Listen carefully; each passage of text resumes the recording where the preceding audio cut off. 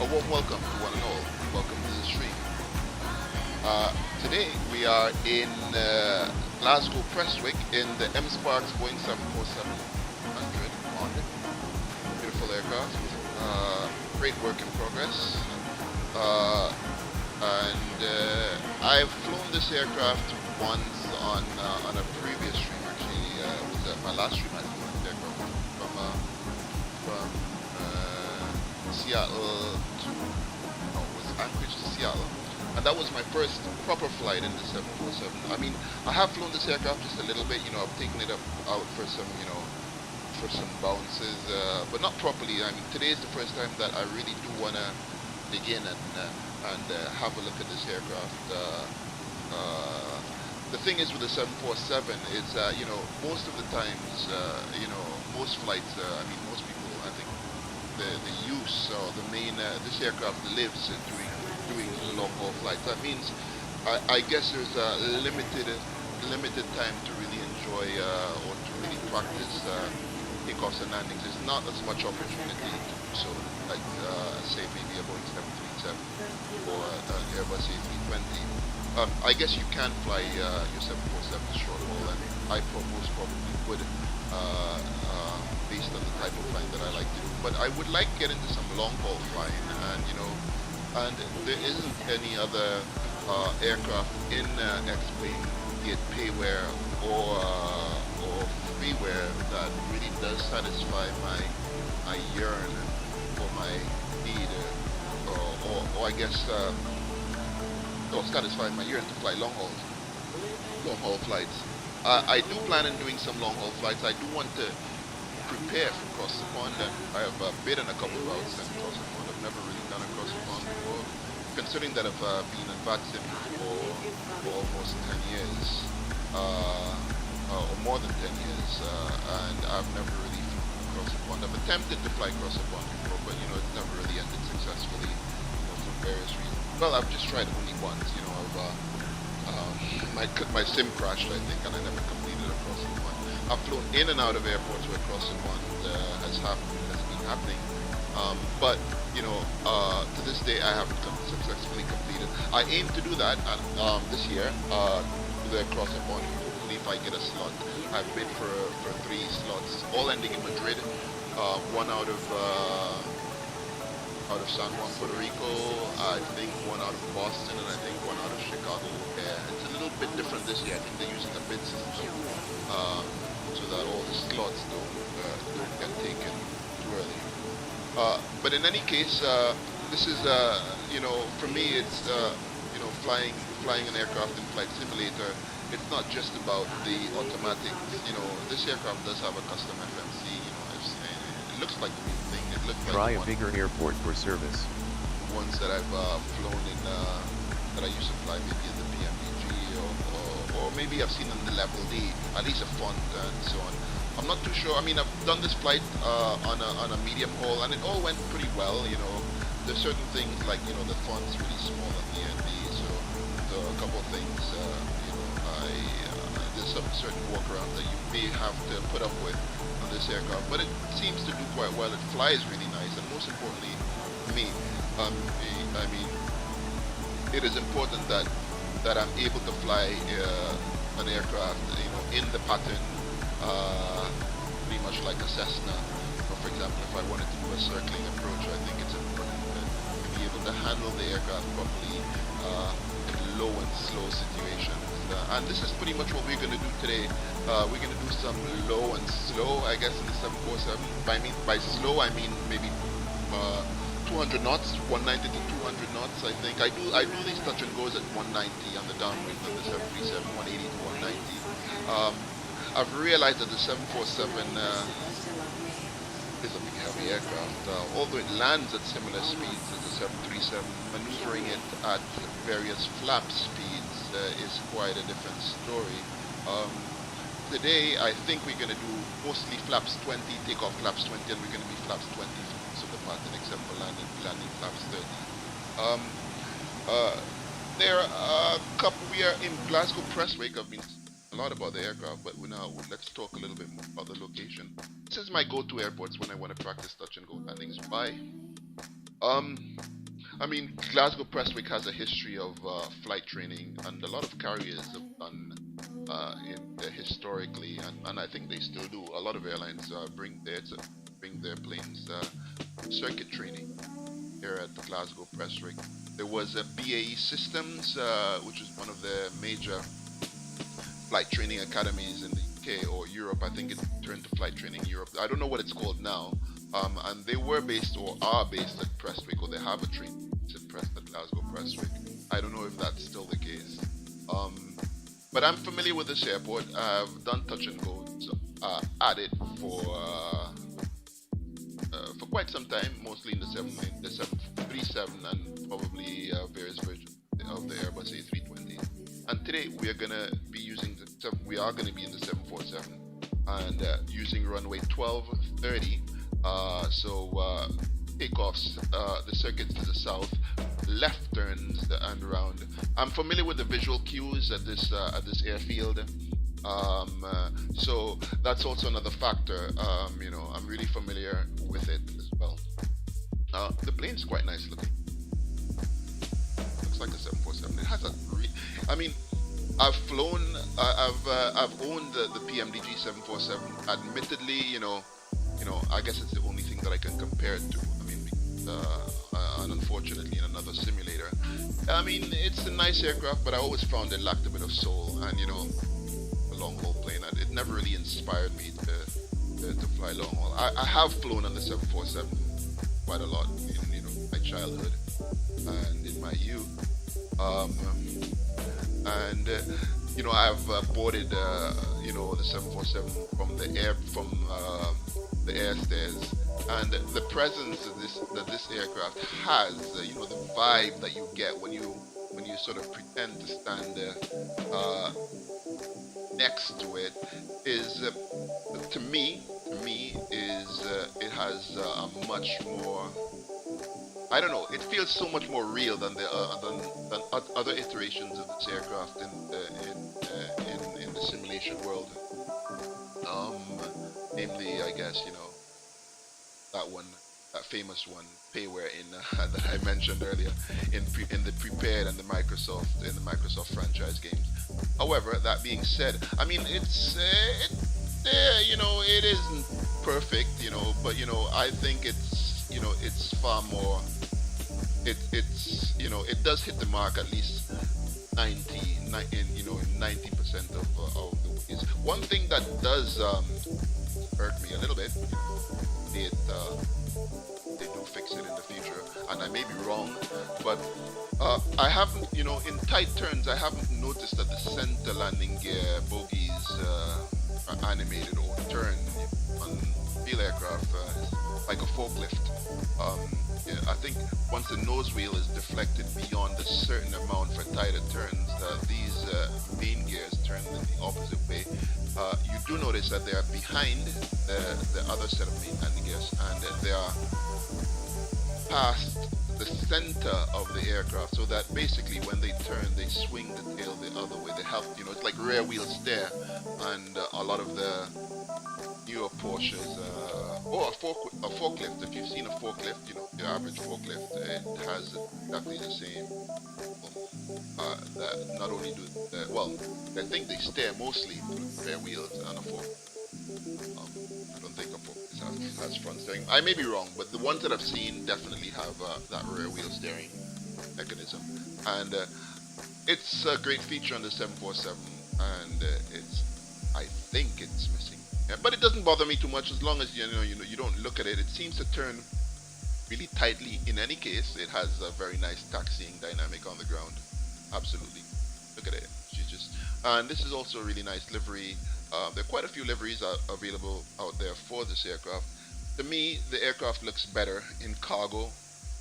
In passengers, I guess you definitely do see the flaws, the visual flaws of the flight model. Possibly, mainly with the window line, the frameless windows, and maybe the window line being a bit too high. But in cargo, it just looks absolutely spot on. It gives you that vibe, that majestic vibe on the ground. Even on the ground, the 747 sometimes has a tendency to me to look short and stubby than it is the real one, stubbier than it is when you're standing up next to it and it towers over you. It has that sort of big yet compact look to it, and I think this aircraft definitely does it. So that out of the way, let's talk a bit more about today's flight. Today we're at Glasgow Prestwick. Let me just see if I can get the shots here.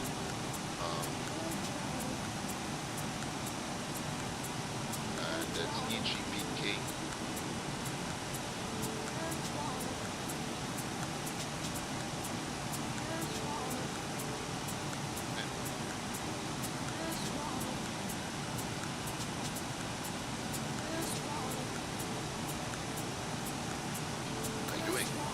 L, why am I in L? Actually, not mine. So it's EGPK Prestwick. Years ago, I think this was the main airport for Glasgow. They have, I think, Abbotsford, whatever. EG.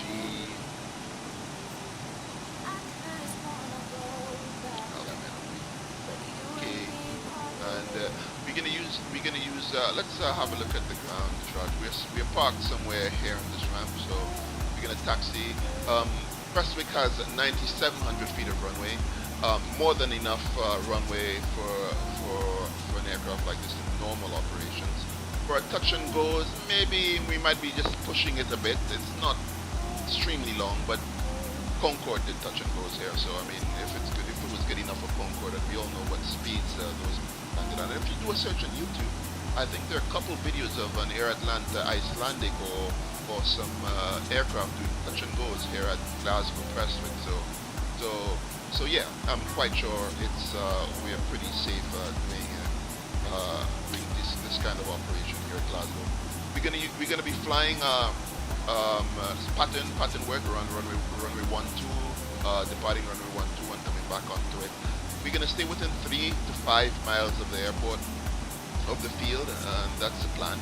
And at 1,600 feet, our QNH adjusted. ground level, our airport elevation is 80 feet, so we're gonna add 100 feet to the till 1,500 feet pattern altitude. And we're not going to be using any ILS. We're not going to be tuning the ILS, but although I haven't figured out how to tune the ILS on this aircraft properly. I know you have to go into the RadNav phase, but I've tried. I've figured out how to tune a VOR and put in radials and putting in the radials. However, and then the ADF, but it says ILSA. I haven't figured out how to actually input the ILS if I actually have to put in the identifier. In this case, it would be India Papa, or the frequency, or does it directly from the flight plan, from your legs page? You know, I haven't figured that out. I did get to tune it on my last flight, and I think I was more lucky than anything else. But you know, I did another flight since then, offline, or test flight from Hong Kong to Manila, and it was a mess. You know, I mean, I wasn't able to tune the ILS, you know, successfully. I had it in my FMC, I tried putting it in, and to no avail. I just barely made it. The weather was a little bit not the greatest for visual flying, so I visually best I could to the runway. That's not an ideal case. In any case, I mean, that shouldn't be an issue today. I've set the weather, the visibility, I think to 5 to 30 kilometers. So finding the runway in the circuit, first of all, we won't be going very far from the runway. And you know, keeping it in view would not be a problem. This way we go around and we come back and we land here at the runway. On the runway, I have speaking of pattern work, and you know, another important factor that you have to take into consideration is aircraft weights.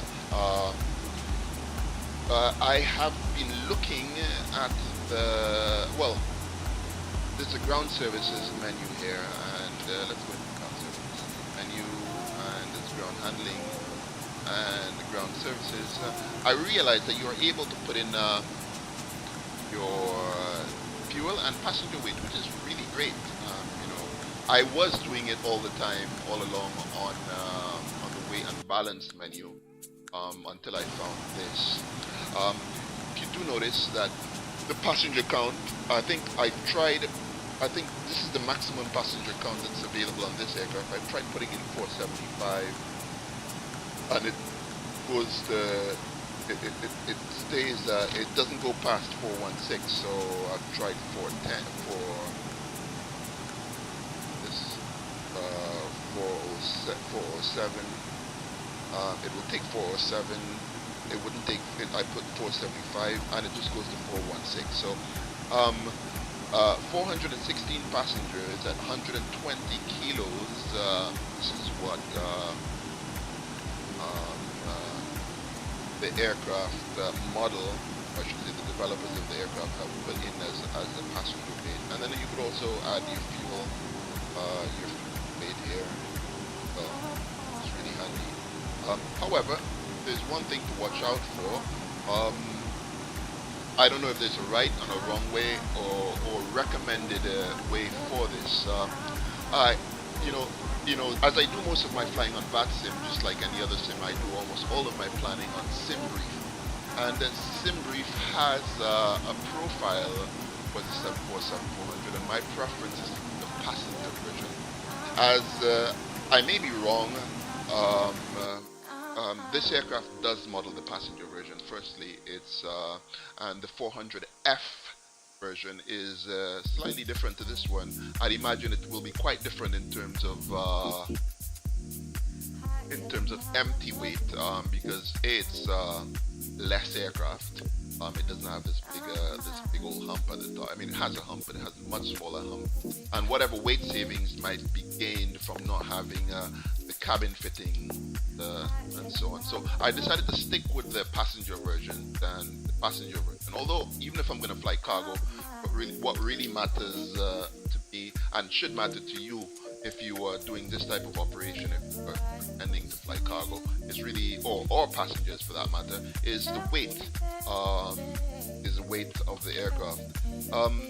I did a pre-file on SimBrief for a simulated flight between LAX and London Heathrow with 416 passengers.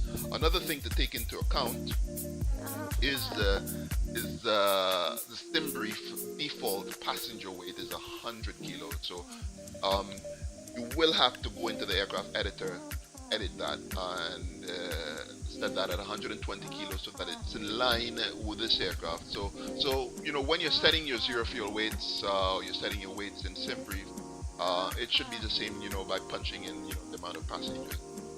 It should come up more or less. Also, another thing is the zero fuel weight, the empty weights on the aircraft on SimBrief are slightly different. They're not off by a huge amount. I guess, you know, in the grand scheme of things, they're relatively negligible. But you know, if you are quite a picky simmer, which I can be sometimes in some regards, you know, like myself, I would go in and edit the weights to match the weights that you get inside of here. I'm not sure if there's a better place to get the weights. I'm using just logic. I'm using the weights, the zero fuel weight. I put this into the SimBrief. The max weight, the SimBrief aircraft for the passenger version has a lower max weight, I think 396 tons, just short of 400,000 kilos, sorry. And so, but we're gonna use, and I have actually updated the SimBrief well to match the max weight aircraft like this. However, today we won't be at max weight for the reason that I was saying. I did do a fake briefing, or a sort of a rebriefing on SimBrief, not for this flight, but as I said, of a model flight from LAX to Heathrow. And let's see if I can bring it up here. KLAX GLL, and we're gonna go just to the weights page. A zero fuel weight of 234 tons. That's 416 passengers at 120 kilos, and I think that should. Oh my god, what am I doing? Well, that's what's my zero fuel? Oh, hold on. This didn't go quite as planned. Bear with me, guys, and make sure that I do have 416 passengers on this, and weigh and balance. Well, we can look at our, and if we just did like for example,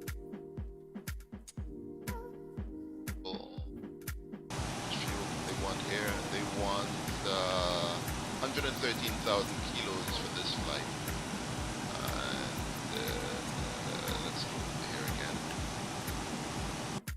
So if we go 113,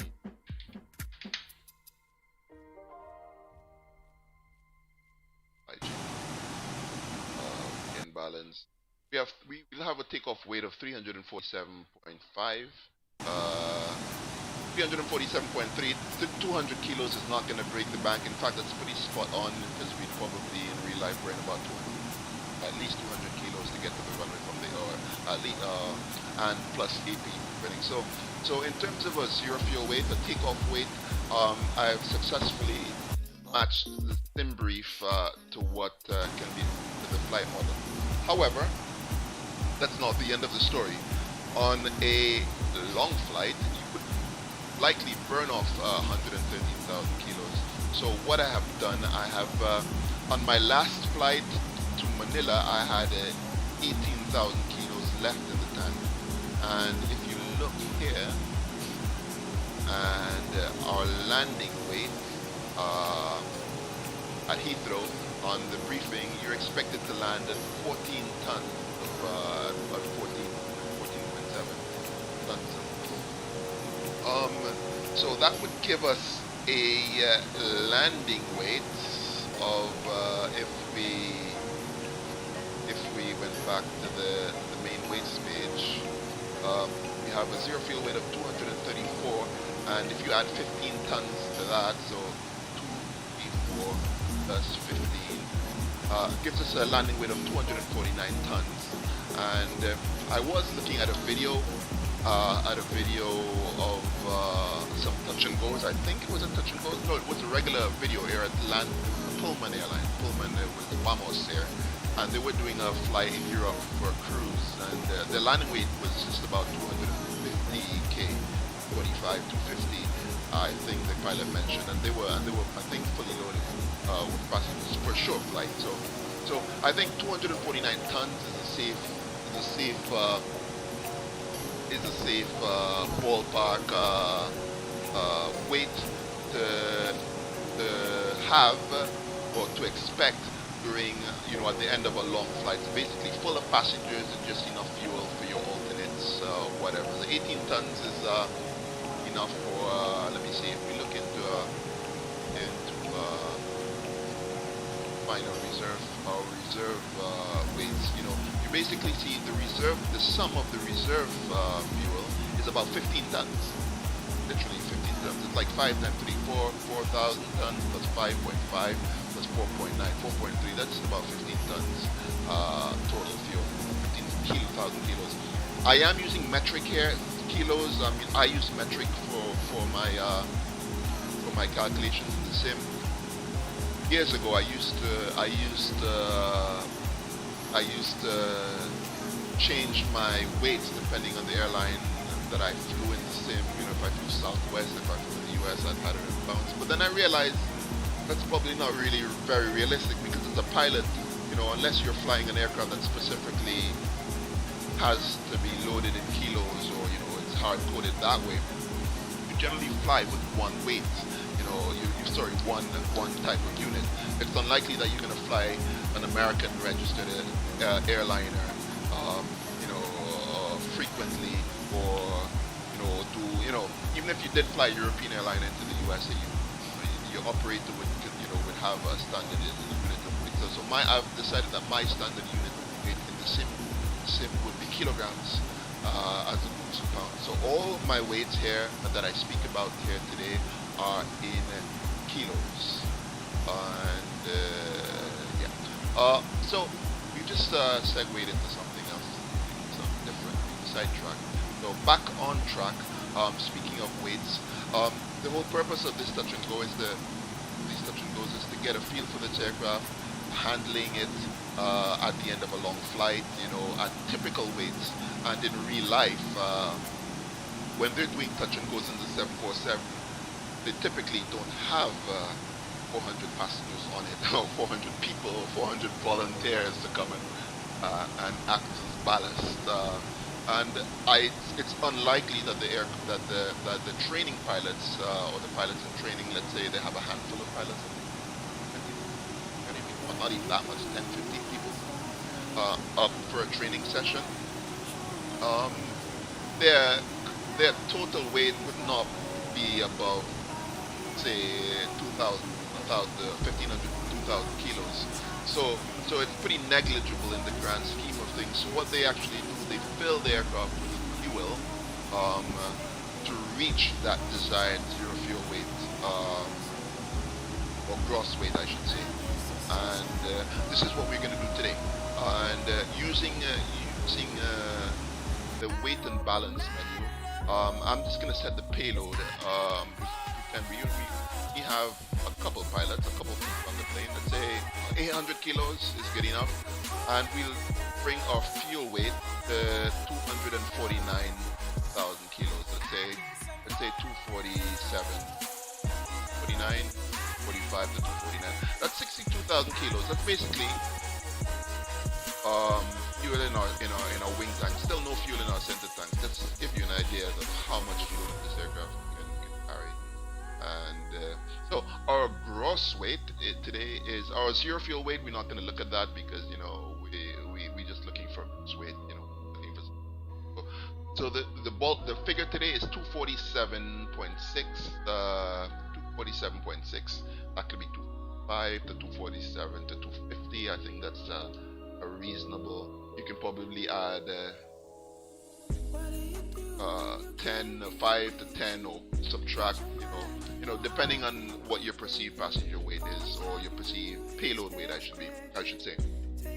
So, based on 400 passengers and 15 tons of fuel in the tanks and landing after a long flight, this is I guess a reasonable. Let's make it 9. Let's just make that should be a reasonable. Yeah, 249. That's a reasonable gross weight to expect, I would say, on your average Boeing 747.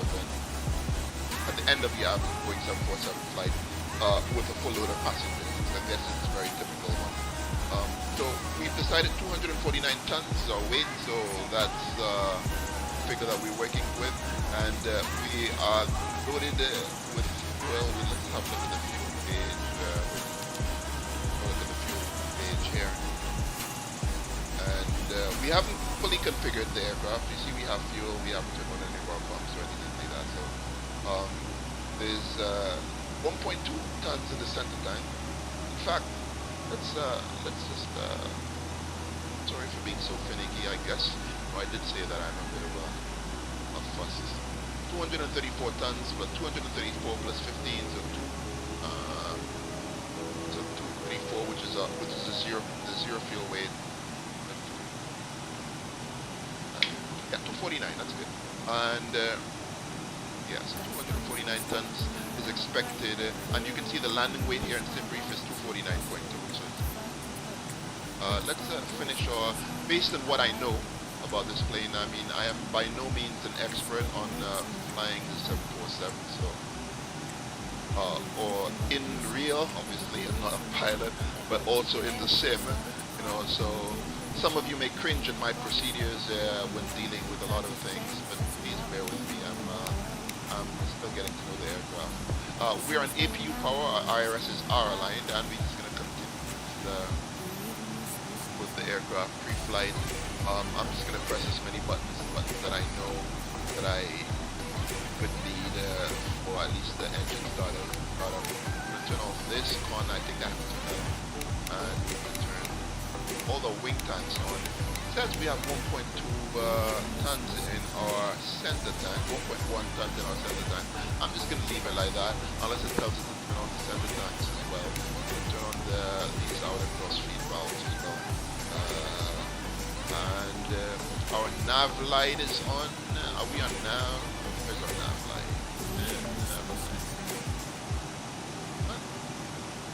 Nav is on. And your damper is on. I guess APU power, APU needed, let's turn on and the isolation valve so that we can get to the packs without the air conditioning. And that's that. I have no checklist for this aircraft either, so we won't be flying with a checklist at all today. So you see everything's illuminated, our fuel page, our pumps are on except our center pumps. I'm going to leave them off until the aircraft, unless the aircraft tells me that I need to have them on. I don't know what kind of procedures to respect. 747. It's not a mystery. That's a mystery. Okay. Alright, so let me know if you have any issues with hearing me or the video quality of the stream.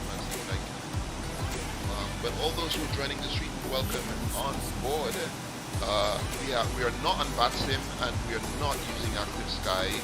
Active Sky would just drop our visibility and probably give us real world winds. I know I do like to fly real world, but you know, just for the purpose of this training flight, I'm just going to simulate conditions with unlimited visibility see. At least we can also admire and have a look at the nice Orbx GB North scenery.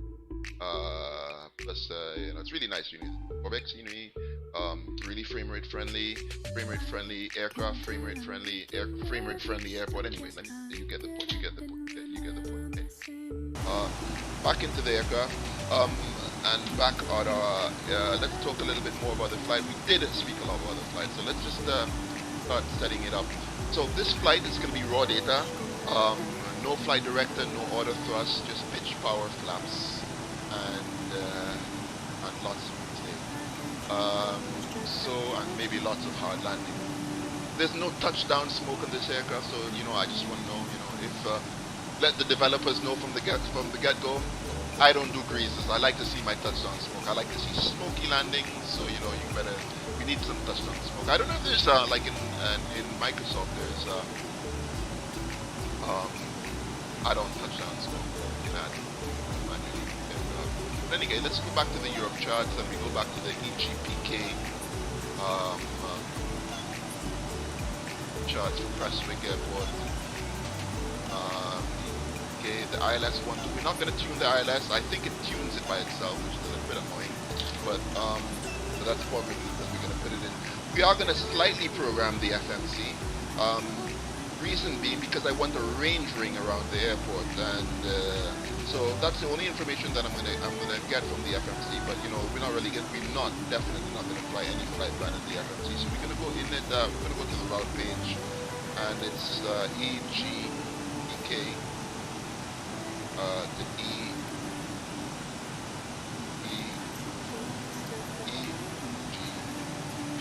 EGPK Echo Golf Papa Kilo.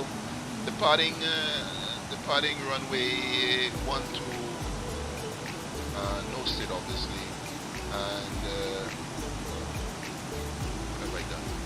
Part of arriving and landing. Unfortunately, I've realized that this doesn't give me an option just for runway 12 without actually choosing all of this. And so we are forced to choose ILS 12. I guess we can choose any one of them, but I think that it actually tunes our ILS.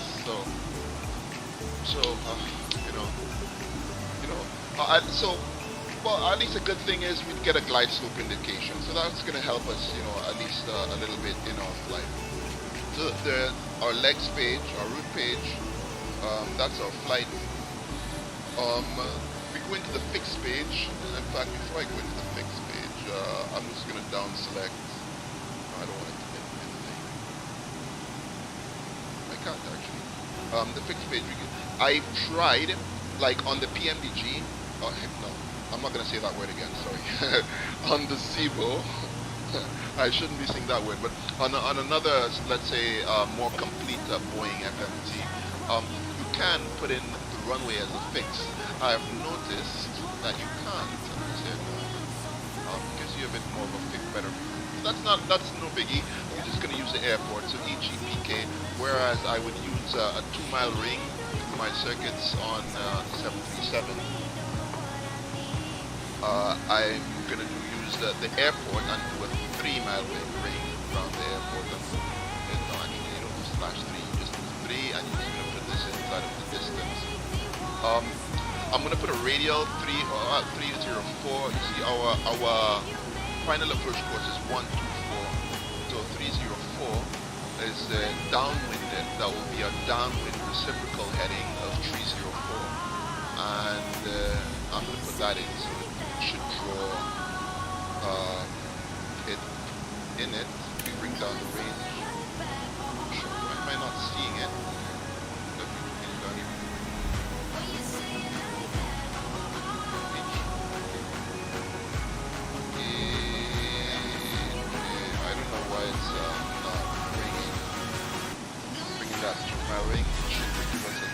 Yesterday it did. I did some touch and goes in this thing yesterday, and let's try another page without waiting.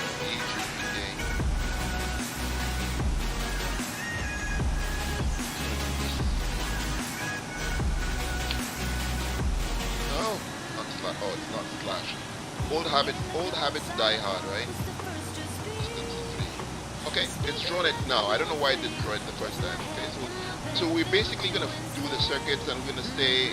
We're not gonna go much further than this ring. Maybe on finals, we maybe go out. Reload fly with Uber, and I'm gonna have my very useful chrono, one of my favorite little tools there, the flight chronometer, and which we're gonna use for our circuits. So we have a bearing, we have a 303, and we're gonna stay. Also gonna put our heading 303. You know, we don't really. I think in real life you generally put runway heading, but we don't want to be twiddling our MCP, you know, or twiddling the FMC for the flight. You know, it's going to be hands-on. So after takeoff, we're going to turn to heading 304. So the plan is take off runway 12, climb to 1,600 feet, accelerate to 200 knots, 190 to 200 knots, flaps 20. We're not going to go flaps 10 because I think that's a bit pushing it on this aircraft, flaps 10 and 190 knots. It's not quite like the 737 where you can comfortably fly flaps 5 at most weights. Don't even think of flying flaps 5 on the 747. So we're going to use flaps 20 so we're going to take off flaps 20, stay at flaps 20, downwind 190 to 200 knots, gear down, beam the field. We're going to do 45 seconds downwind past the threshold, and that should take us just about past the 3-mile mark.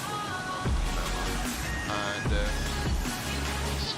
slowing to 160, flaps 25, and then on our base leg, once we are sight with runway, we're going to go flap 30, and we're going to use, I think it's 145, I think is the landing speed roughly for these weights.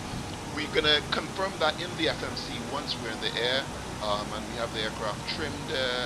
Our first second, we're going to go a little bit, we're going to take it easy on the first second so that we can get weight on the FMC.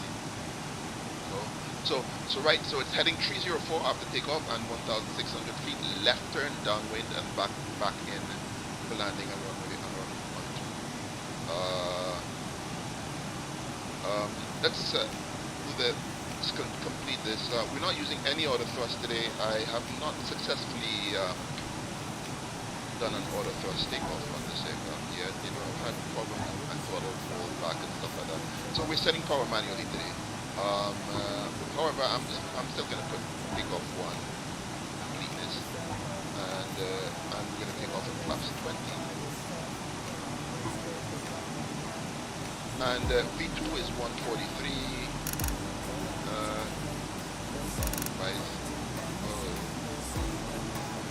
V2 is flaps 20. But we're not going to use the MCP anyway, right? So, you know why it's not showing. 143. Usually I just wear my V2 speed. I guess you have to tie it into a vertical. 143, have it as a marker. Possibly our landing speed is going to be similar in any case. I'd say about 148. But 143 is our takeoff speed, our V2 speed. With that, as we're used to doing that. And we're going to put our minimums. You may or may not want to use minimums for this type of flying. I mean, it's not IFR, it's completely visual, it's VFR, this flight, or visual approach, I should say, for landing. My stream as well.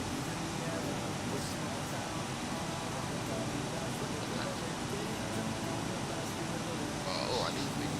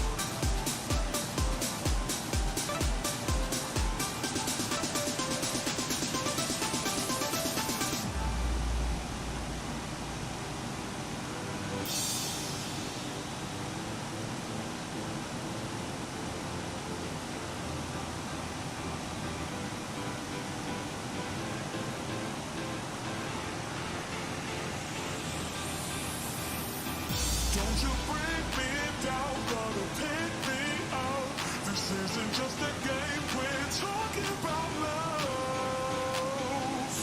Talking about love. Don't you bring me down, gonna pick me up.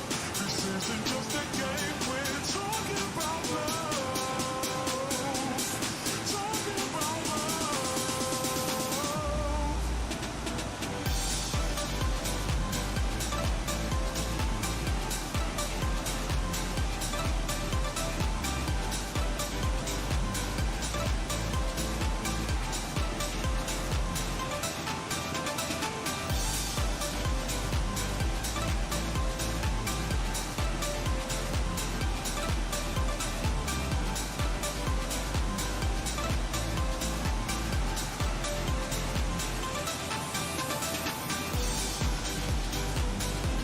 This isn't just a game. This isn't just a game. This isn't just a game. We're talking about love.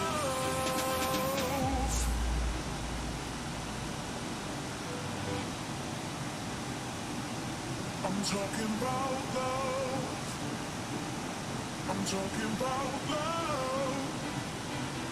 I'm talking about love. Some things just don't change. Still I feel the same. I know I've been saved and nothing's gonna stop me now. Don't you bring me down, gonna pick me up.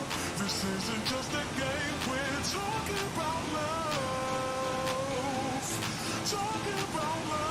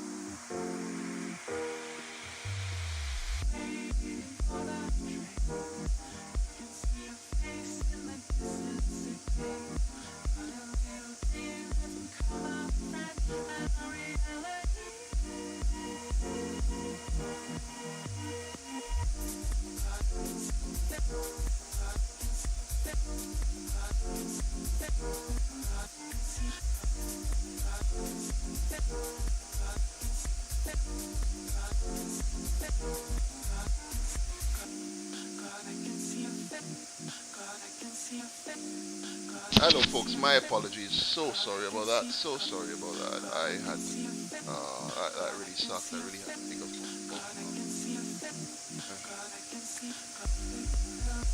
family calls. I really couldn't. You always seem to get these phone calls in line streaming.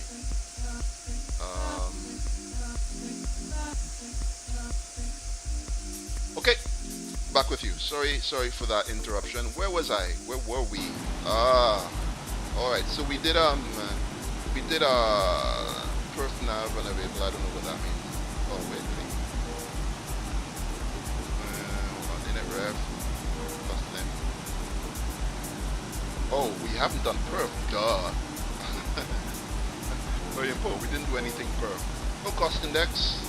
Whatever. 100. That doesn't. Zero. Oh, what am I?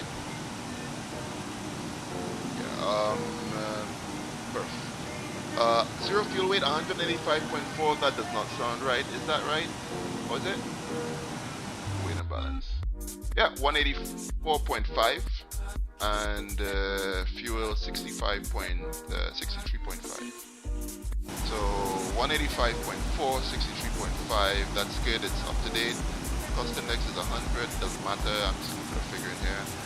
This also doesn't matter, but I'm gonna put our cruising altitude of 1600 here. Cruising altitude, and that's you shouldn't get that error anymore. 143. Thrust reduction. Can I do this? Thrust reduction is 1,000. Maybe not. And right, so yeah, we're climbing straight ahead. Straight ahead, the 1,600 feet, and we do this thrust reduction. I'm not sure. I'm not too sure about the thrust settings because I haven't memorized them. So we'll see what the best thrust settings to use. We're going to use about 92%, 95% power per takeoff, roundabout. We're just going to push the levers forward and okay, enough talking. Let's go. And it also comes with ground shocks. I don't know if you've noticed the aircraft has some shocks. It's really nice, actually. You know, I love the land. I love the landing gear on this model. I think this is modified, and it looks really nice. We are going to put in the chocks, open chocks, and the bright red chocks. We go into the menu, and we're going to go to ground handling. And we're going to remove chocks. Alright, so our parking brake is set, so no problems there. And let's just do a preliminary checklist. I'm using my 737 checklist, and we just take the relevant items. So we have the battery switches on. Is there emergency lights on this thing? I probably armed. We pretend that they're armed. Position lights. We have nav lights. We got APU gen is on. Door dampers left and right are on. Galley power, well, whatever. Window heat, you turn on these guys as well. Pressurization, not required. Flight directors, not required. Parking brake is set. ATIS and ATC clearance, we are offline. We are on 122.8, but not like it makes a difference. Parking brake is set. Fuel, we have enough. We have all 63.5 tons on board. Our fuel is, the tank has dissipated, it's scavenged off maybe to, I don't know what happened there. I thought I had 1.2 tons. Takeoff data is set, E2 is 143, transponder, let's go, ARA. And flight instruments, we are heading 296, altitude 60 feet, 80 feet, 60, 70 feet maybe. And crew briefing is complete. Pre-flight check is complete. And let's start our engines. Turn on the beacon. And I will basically definitely need to turn off our packs. Right, so that our engines get all of the air fuel. And we're going to start the inner ones and then the outer ones. So we're going to go engines 2 and 3 and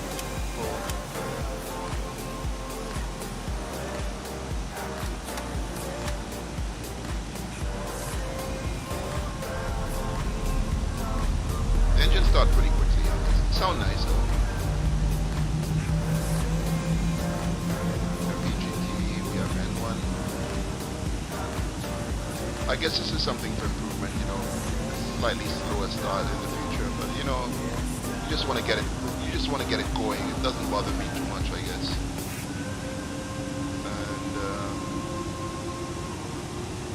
And let's do, what is it? So that's 2 good starts. Let's do 1 and 4. Using the auto start feature, the 747 can start 2 engines at a time. So this is what this button is for. Not all 747s equipped with this. I think the Pratt & Whitney ones aren't, if I remember correctly. But we have the auto start feature. Allows us to start engines at the same time. Okay, so the scavenger. Let's see the scavenger pump is. So I guess we need to turn on the guys, right? Oh, it's scavenger pump, I guess. That's why we had some fuel in the center tank, and with our pumps off, it maybe these arrows, I don't know if they mean scavenger pumps. I don't know what they mean that these 2 things are on. You know, other pumps are not off. So I guess, but we had fuel. I'm pretty sure we had fuel in the center tank, and we no longer did. So and I'm pretty sure it may have something to do with this. Okay, after start checklist. For after start items, we're going to turn back on the packs, turn the EPU off, turn the APU off. And we're going to go to flaps 20, 1, 2, 3, 4. Let's have a look at flap extension and animation.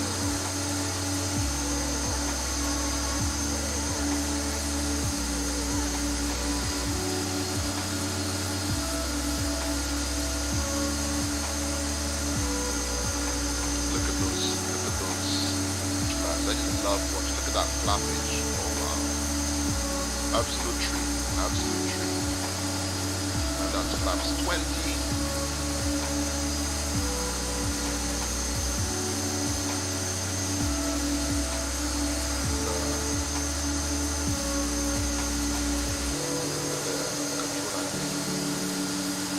I noticed they added a split rudder on the last update, which is something that was sorely missed. I was looking at the 747 rudder and said there's something missing. They added a split rudder. So yeah, absolutely gorgeous.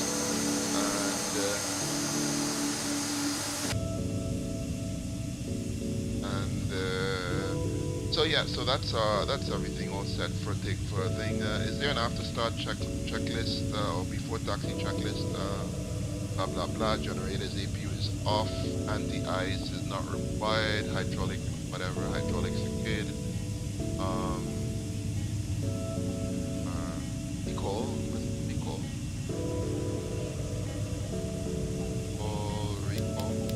Okay, let's check. Flaps 20 set. Snap trim. That's another thing. You notice here that I have some values at the top left hand corner. I don't know if you can see that with my camera overlay. I have trim setting and the N1 settings. I have the N1 settings. I think on this aircraft they use EPR as, or on the GE engines I should say. I don't know. I'm not sure. The GE engines they use EPR settings, or on this aircraft they use EPR settings. So the EPR settings at the forefront. Although I've been using N1 mostly. The EPR settings at the top, I think those are the settings that they want you to use. However, there isn't. I noted that there isn't a thrust lever position on the EPR. I don't know if there's supposed to be one, but there is to some extent on the N1, so you can't see where you're setting your thrust to. It's quite important, especially in a simulator. And we have these little things, these little advisories: parking brake set, ACARs, no comms. I don't know what that means. Continuous ignition is on. Do I need to have it on? Or on the 737, continuous ignition is necessary for takeoff. Let's have it on. Let's continuous ignition and pack. I haven't turned on a pack. Okay, and okay, so I think we're good to go. Let's get that taxi light.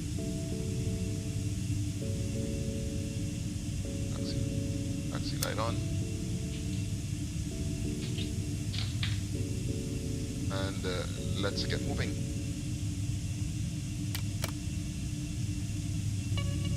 And make sure that anybody who is watching on my YouTube,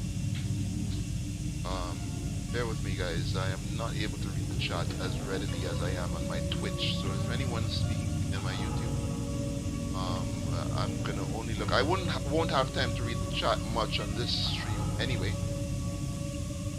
and just because I'll be very busy, so it's gonna be heads down. I'm not gonna be able to read the chat very much. Maybe I may be able to read it a bit on my downwind, but I can't guarantee that. So let's go.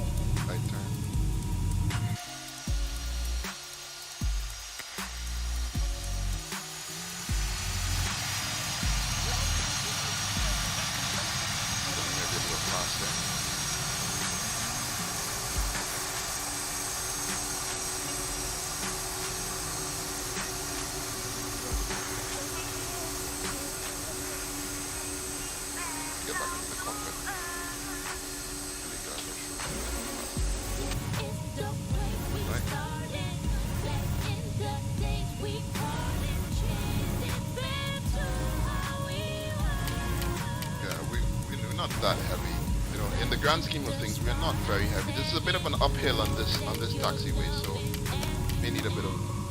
We're moving quite briskly, actually, a little bit faster than we should be. Yeah, we're doing just 10 knots, 7 knots. But she does taxi like butter, smooth as butter. This butter. Smooth as a 747 till okay, I'm not really taxiing very smoothly now. Okay, let's keep it on the straight. Before we go on, I realize we have a crosswind. I don't want any crosswinds. I know I don't want any crosswind. Right now, I don't want any adverse winds. Let's make sure that our weather is. I'm gonna add a wind layer. I'm gonna add maybe 5 knots, and 100 and what? Oh, what am I doing? Oh, wind layer. Let's wind layer above. And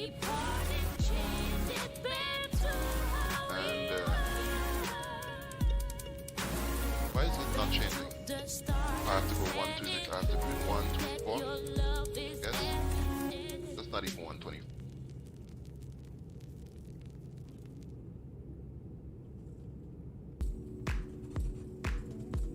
Oh, I have no idea.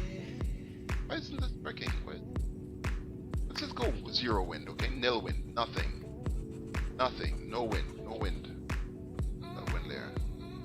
Whatever, okay? I don't want. Right. Because the plane's moving off the taxiway. Why is it moving off the taxi? Oh, that's why I have thrust on one side. I'm such a noob. I have asymmetric thrust. Sorry. Okay. Oh, classic. And we're just gonna go up to the end of the runway. Nice scenery though. Not much to see at this airport.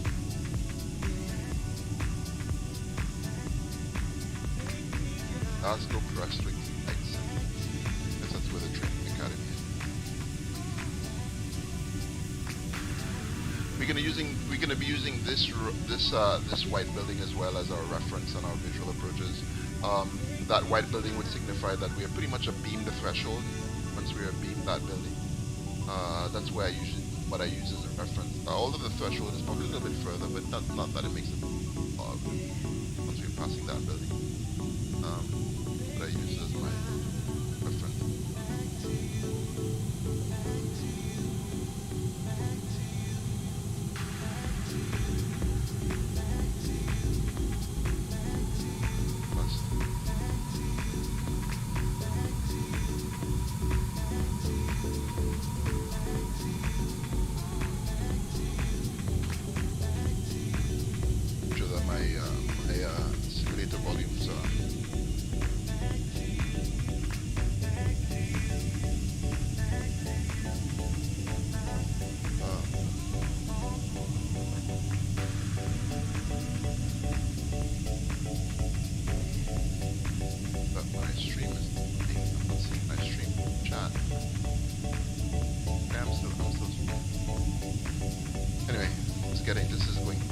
pear shape. Let me just concentrate on this thing.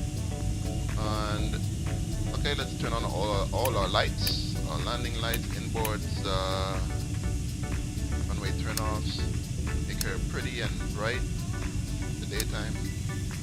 And both our beacons are on, and we don't need the logo line.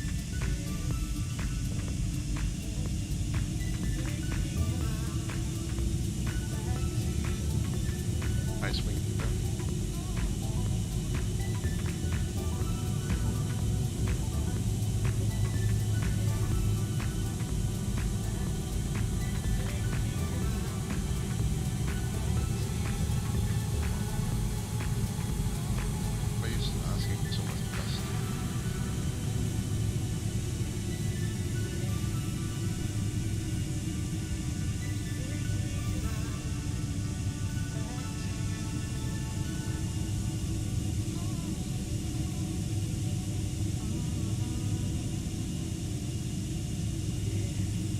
Side a little bit, out a bit more.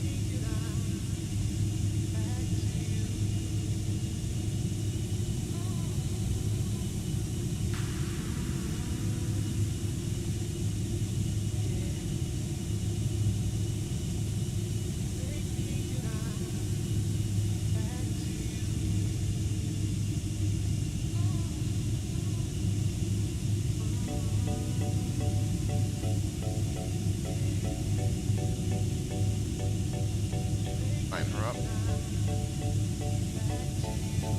Not run out of inertia.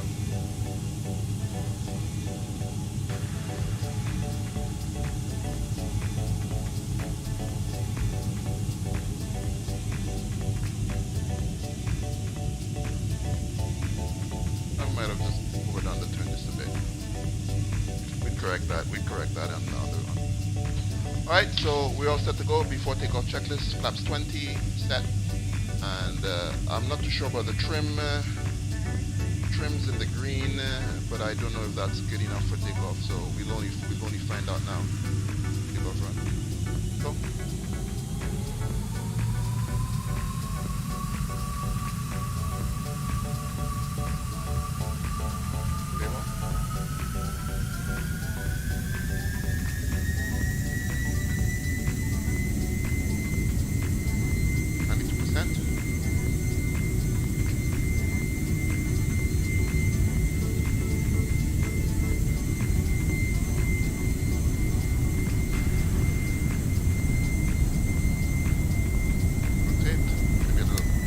No, don't roll back. You're up. This is happening to you. Let's roll back. Trim down, trim down.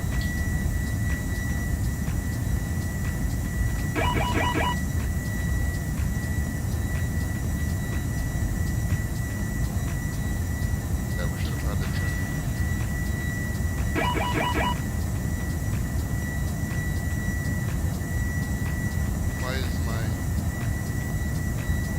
Is my auto thrust on?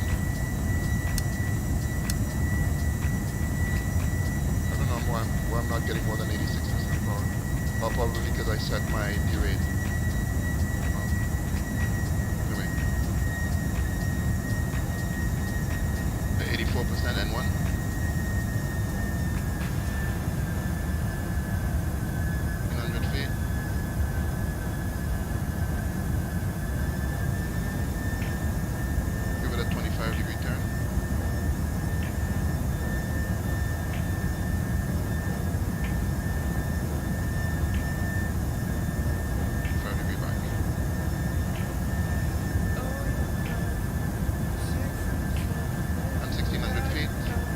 Try to hold the speed, this or maybe a little bit faster, 190 knots. We've gone up.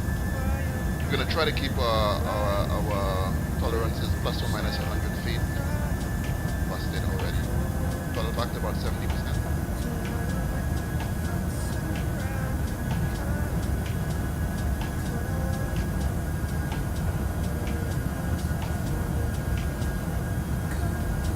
Hopefully we do a bit better on the next one.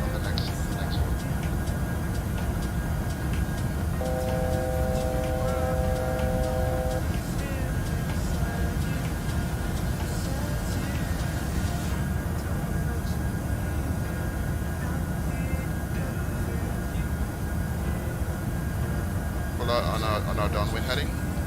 Trim it down, thrust. And we are downwind again. Let's check our landing speeds. Just make sure that we're trimmed properly and we're not busting our speed limits. We're back up. And approach. Landing speed is Vref 30, 148. I'm not gonna pad it. Oh, I need to get this to settle down. Right.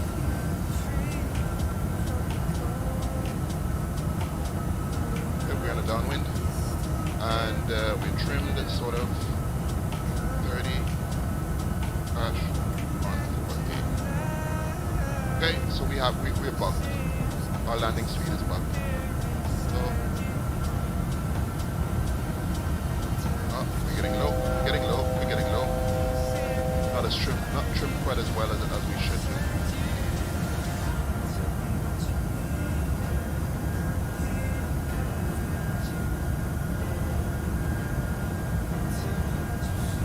Okay, oh, we are being the threshold. Start timing, get down.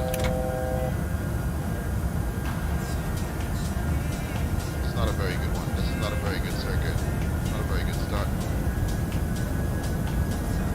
Get down.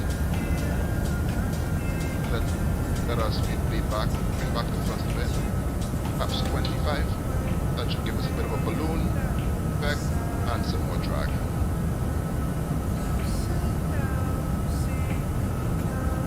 Basically, we're looking for that peninsula out there. We're going to go around it. So that's basically 45 seconds. At 45 seconds, we're going to make that turn. We started timing a little bit late, so 44, 45. Put a 15-degree right, and maybe 500 feet per minute on the descent.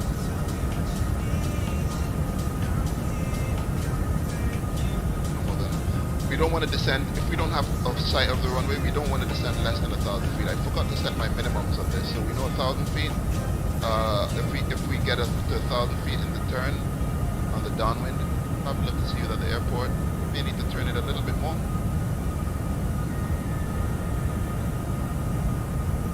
160 knots is good.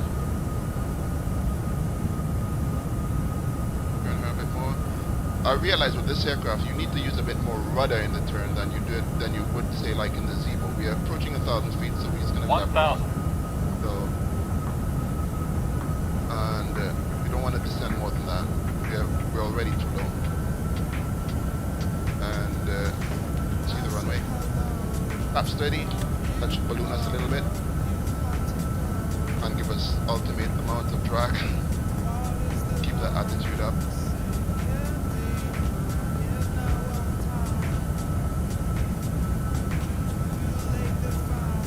Auto brake is not on, and the spoiler is not on. We might have just overturned this a little bit, so we're correct. We don't want to descend, though. We want to keep it level. That should cause our speed to decay a little bit. This aircraft drifts a lot more in turns than the 737. If you're used to light slow, if you're used to light slow, light these slow, precise light slow, corrections in the light 737, light or these slow, precise turns, light slow. get on the glide path. 57%, 55% thrust. I don't know. I'm not sure what the target N1. Light slow, light slow, Maybe a little less. light slow. Light slow, light slow, light slow, light slow, light 400, light slow, light slow, light slow, light slow, 300, light slow, light slow, light slow, light slow, 200, light slow, light slow, light slow, light 100, light slow, light slow, light 50, 40, 30. 20, 10.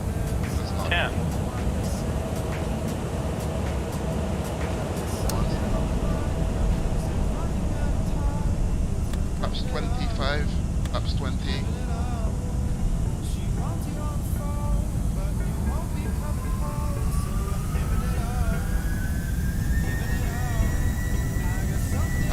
I I don't know why it's only giving me 87% thrust.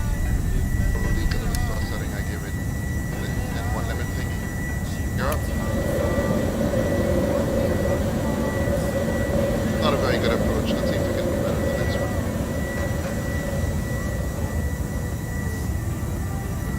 Gaining speed quite slowly, so I'm not going to keep this. Love the sound of the engines though. That GE whistle. 500. I don't know what's thrust limit. Around. Oh, there we go. Ah, now we're talking. Now we're talking. Is that growl that we wanted to hear? Let's start making that turn. Downwind. 190 knots. 5 degrees is up. 1.5 maybe in the turn.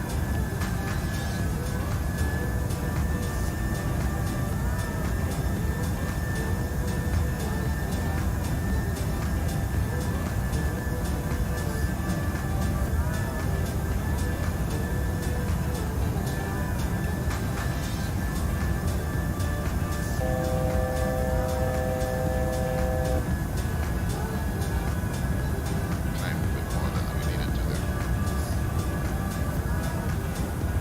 70%.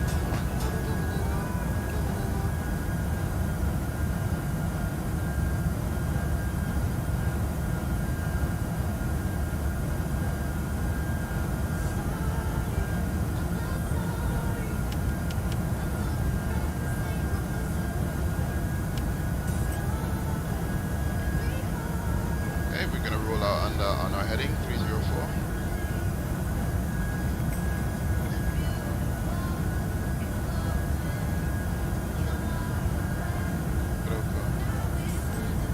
Down, back on our downwind leg. We're gonna reset our chrono. Gonna be a bit. Let's try to be a bit more exacting with this one. And there we have the field. Looking for the threshold. Correct there. We have a bit of wind blowing us inward, so we're gonna need to correct. Tailwind. We have a tailwind. We have a tailwind for this landing. Not that I care. Okay. Okay, we're trimmed. Looking for the threshold. Better keep that heading of 304. Okay, we're beam the threshold, gear down. Start timing. Flaps 25, it's gonna balloon. With some down pressure. That's gonna balloon, flaps 25.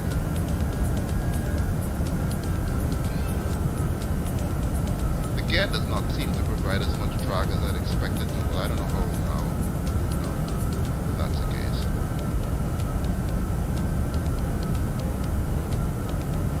I'm gonna take the next corner at 160, thereabouts. Flaps 25 speed.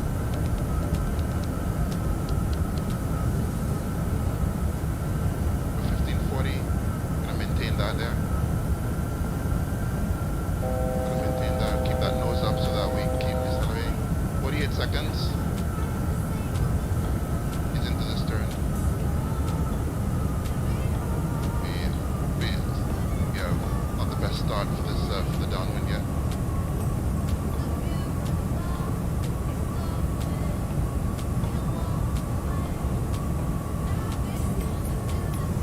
Yeah, we have that descent rate. We're gonna manage that descent rate in the turn because we're almost at our minimum, which is 100 feet above minimums. I'm gonna give it flaps 30 so that we don't descend while I look out the window, right?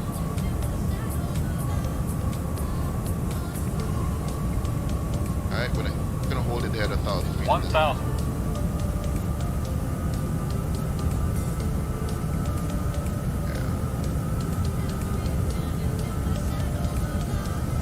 Always important to look out the window and look for the runway.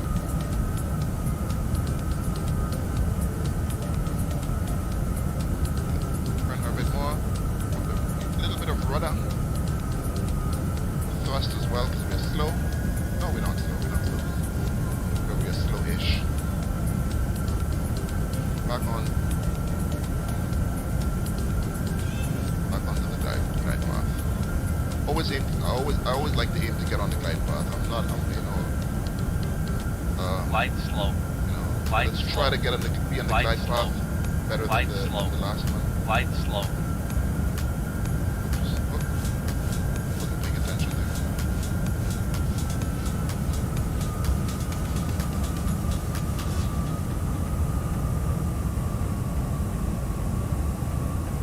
Thrust. 500.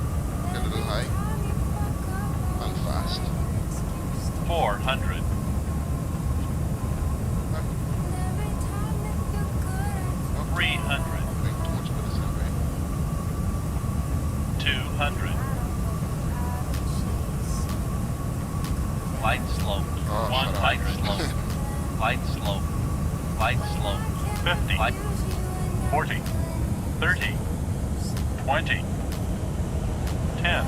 On. Floating. Tops 20. 400.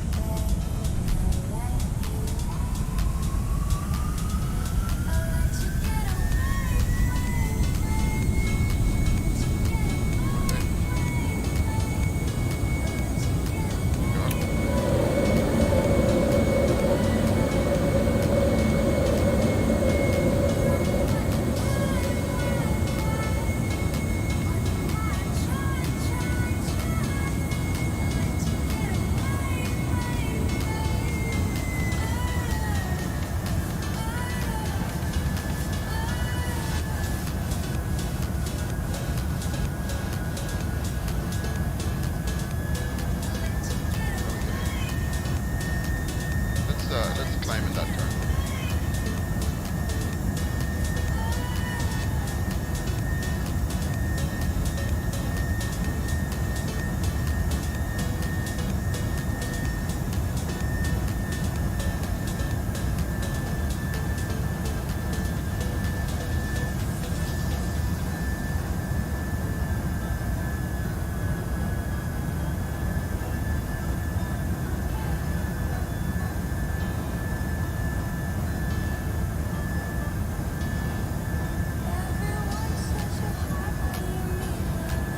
You keep 25-degree bank and 1600 feet. Make sure 73% thrust for 190 knots. And one. What that's EPR 137. Whatever that means. Hold on, just get a little bit.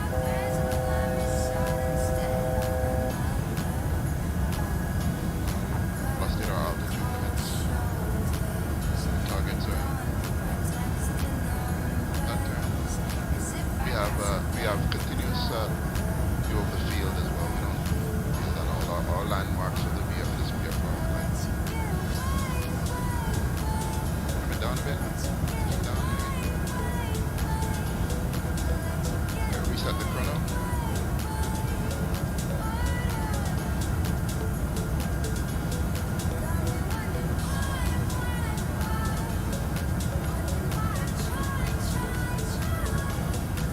I'm not a fan of that glide path thingy. It's really annoying. Let me just see if I can change it. Not that I'm using the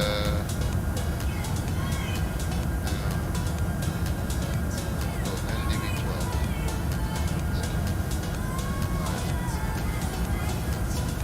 Keep our tune in there. Brad. I can just delete it, right? Okay, delete that. Oh my goodness, passing pressure.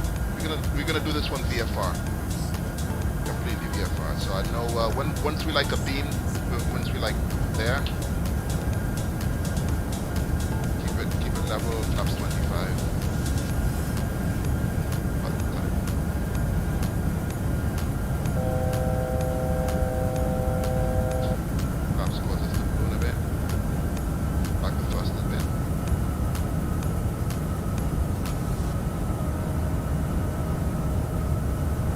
we were outside of the 3 mile ring, and we were just by that little peninsula thingy, and we begin our inbound turn. We want to no more than 500 feet per minute on this one.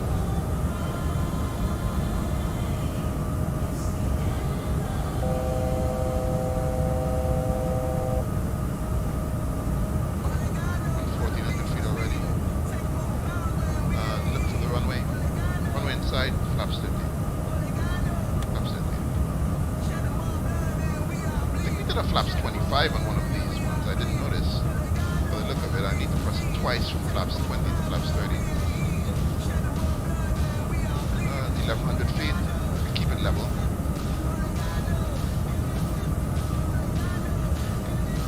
And let's level her out just a little bit. No. 1,000. Okay.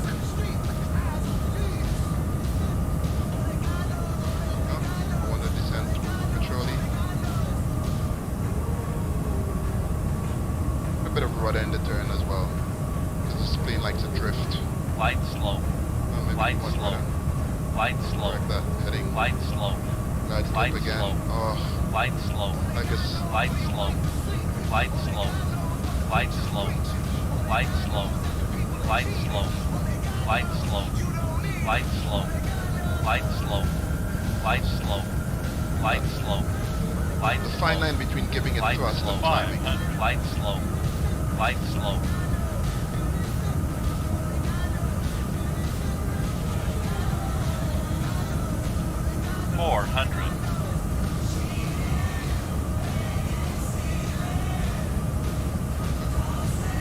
We need to be ahead of this plane quite a bit. We're about 5 knots fast. And maybe a little high. We're good. 100. Light slow. Light slow. 50, Be tired. 40, 30, 20, 10. For the best end line landing. 1, 2. Thrust. Oh. that wasn't so great. There we go. Firewall, I don't care. Gear up.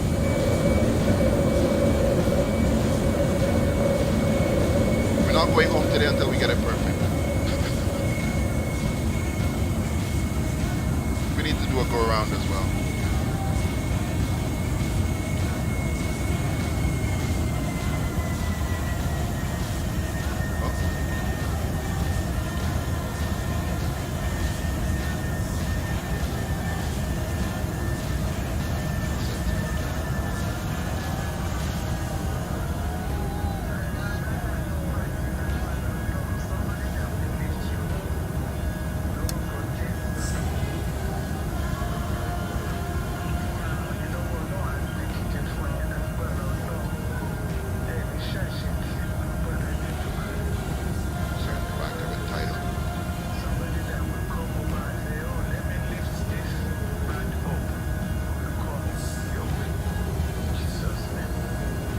It's not as easy to fly as like the Zeebo actually. The Zeebo is a lot easier to fly. You have to think a bit more ahead in the turns than this one. I don't know if that's a good thing or a bad thing. But other than that, you know, it's nice to fly. That doesn't at all mean that it's not nice to fly. I mean, the Zeebo does have some qualities which I don't like either. So sometimes I think that's a little bit too easy to fly. But I guess planes are supposed to be easy to fly, right? They're not supposed to be complicated. At least airliners. 200 feet above our target. Talking shit.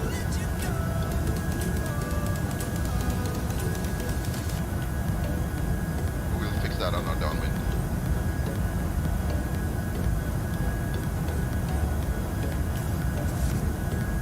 We're doing a slight descent.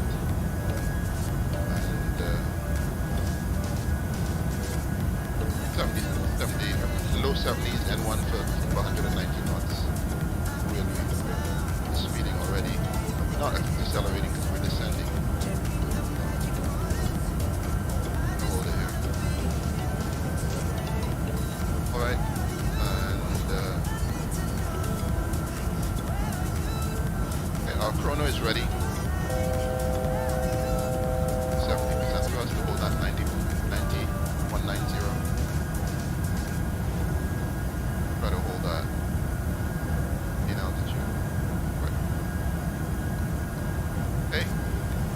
Gear down.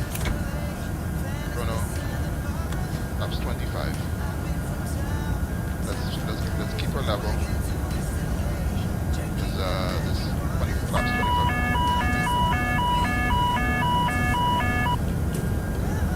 Flaps 25 is the closest on the bed. We need to back on the first level. On the 737, once you give it gear down flaps 15 and you're at that target 160, let's say 55 to 57% thrust, you don't need to touch the thrust level. The aircraft will just decelerate with the gear down and flaps 15 nicely. But I realize on this aircraft you may have to back on the thrust just a little bit, 48 seconds. Maybe a little bit fast on this turn, but let's make that base leg. Keep her there, 500 to 600 feet per minute, no more than that. Keep the nose on the horizon. The artificial horizon. 9% thrust. Down the window. Okay. Let's wait until we're a bit more perpendicular.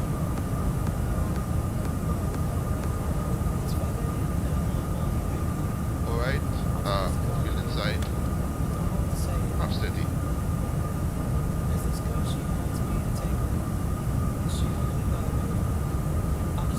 I'm gonna hold it there at 1200 feet. 1200 feet. Bit of thrust.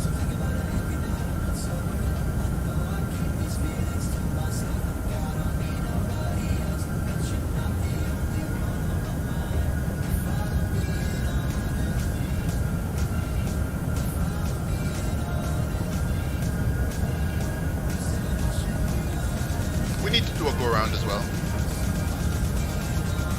Okay, speeding a bit.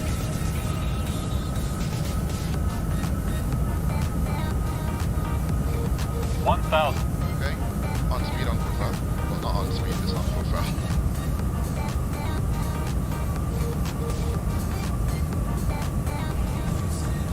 Bit of a crosswind. Not nothing to talk about. Like, completely visual here.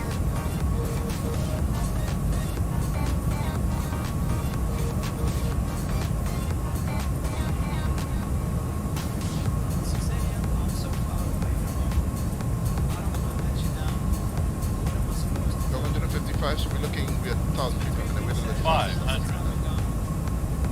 Okay, on speed. 400. Okay,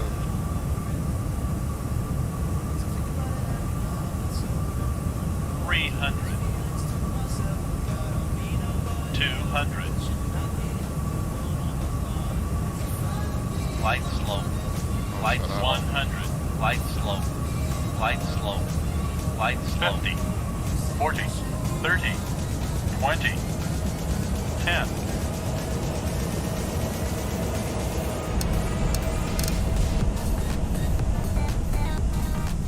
click, flaps 20, go around. Go thrust.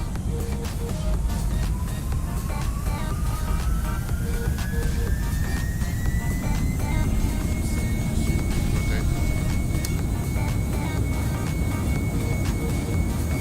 Go up.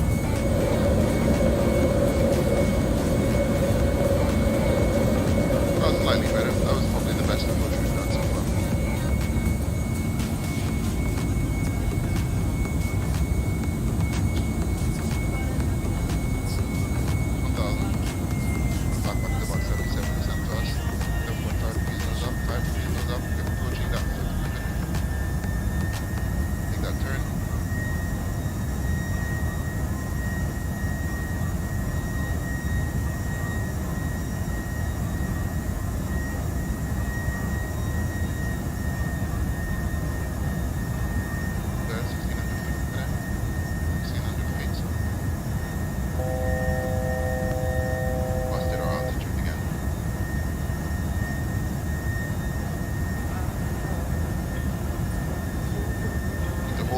I need to learn how to hold altitude better in this aircraft.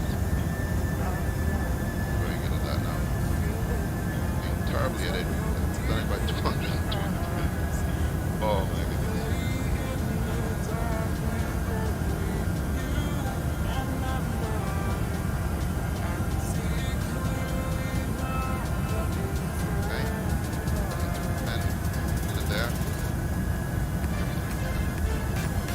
1900 feet. Oh my god, what are you doing? Actually, we should just concentrate on that once we're in the downwind. We should. Alright. Pull it out like a fighter jet. Oh.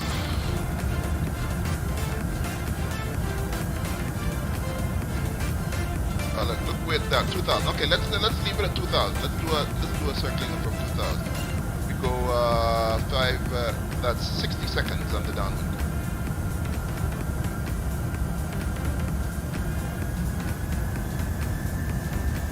Leave it at 2000. 2200.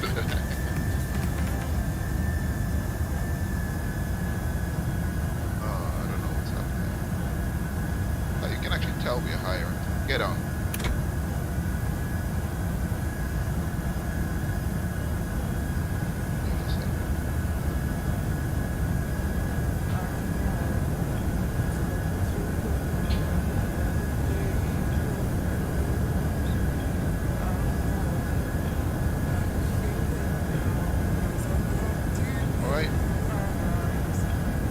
Maps 20. I didn't even start timing. Whatever. 25. No.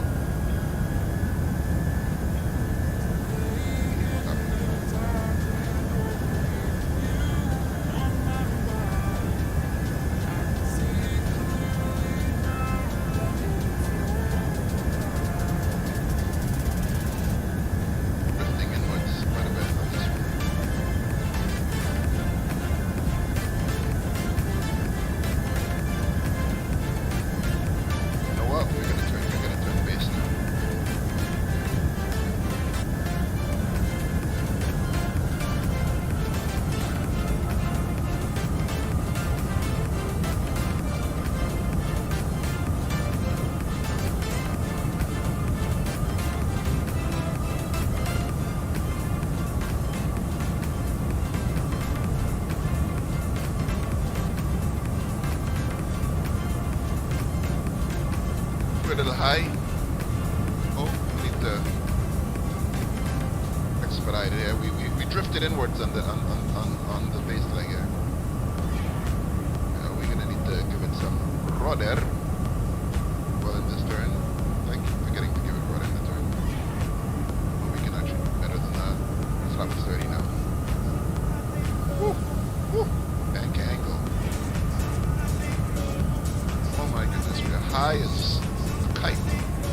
Yeah, high as a high 747.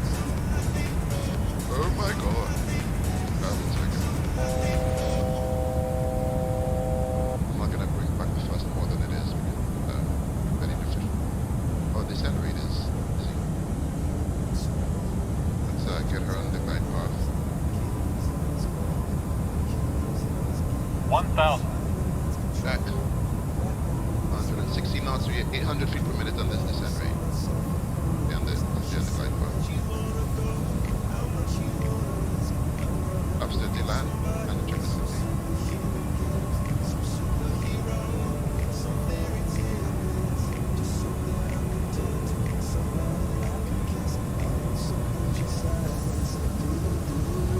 We're a little bit getting. Get back on the glide path. 500.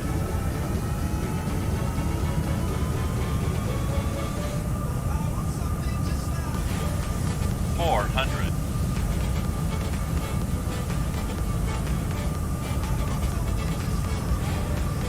300. 200. Landing spot identified. 100. Light slow. Light slow. Light slow. 50. 40. 30. 20. 10. Down positively. Right. 1, 2. We'll do a go around on the next one. Go around thrust.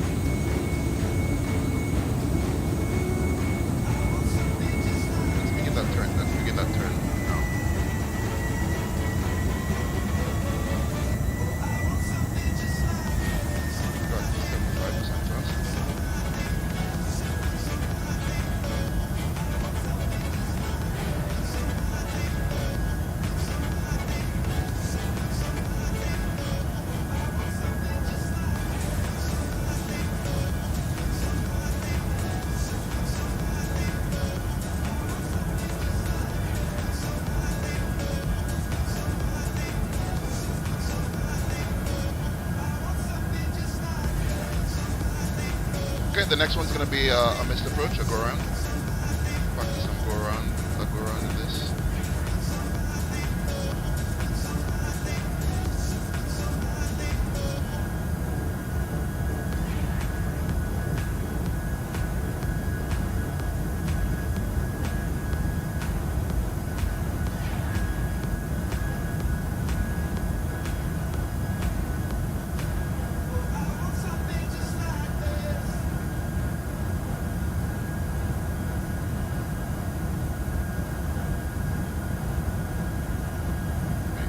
Back on our downwind.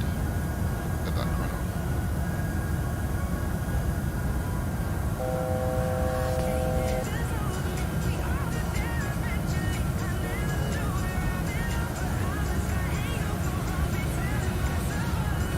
Okay. Get down. Timing.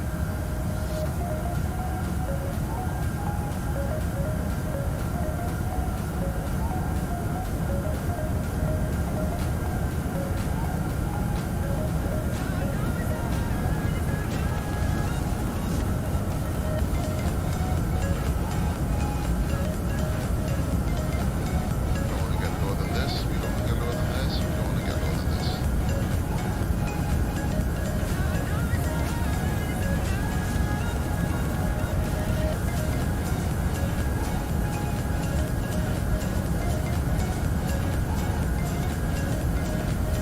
Okay, 40. 45.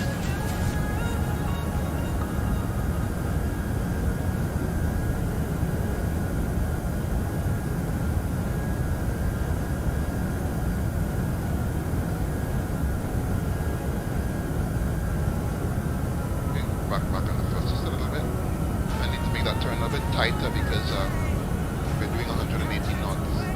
So, we're doing 180 knots. Okay, a bit more.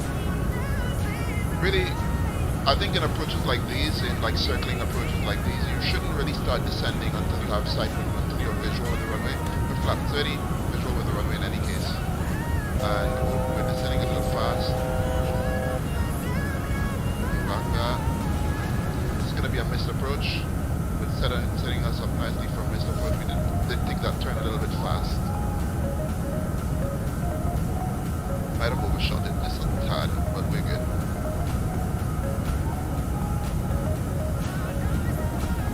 Okay, flaps 30. I thought I had flaps 30. Oh, that's why we weren't slowing down. We weren't flaps 25, and we're already a bit behind the aircraft here now.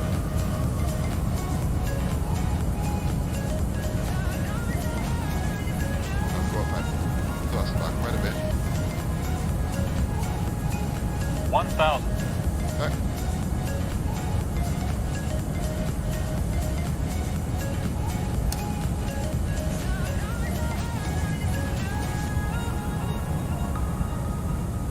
Okay.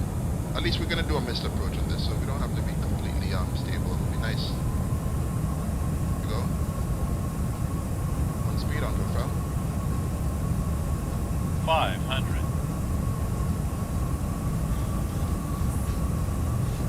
400.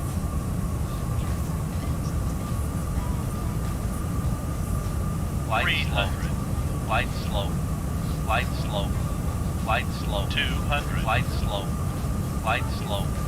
Light slow. Light slow. Light slow. 100. Light slow. Light Okay, slow. we're on thrust. Light slow. Light 50. slow. 40. That's 20. You're up.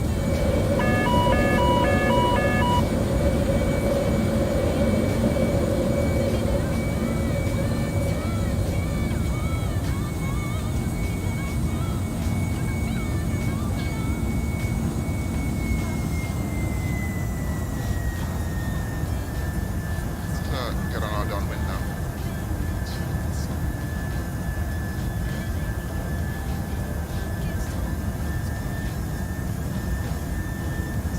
Okay, we'll have one more touch and go, and then the next one will be a full stop landing.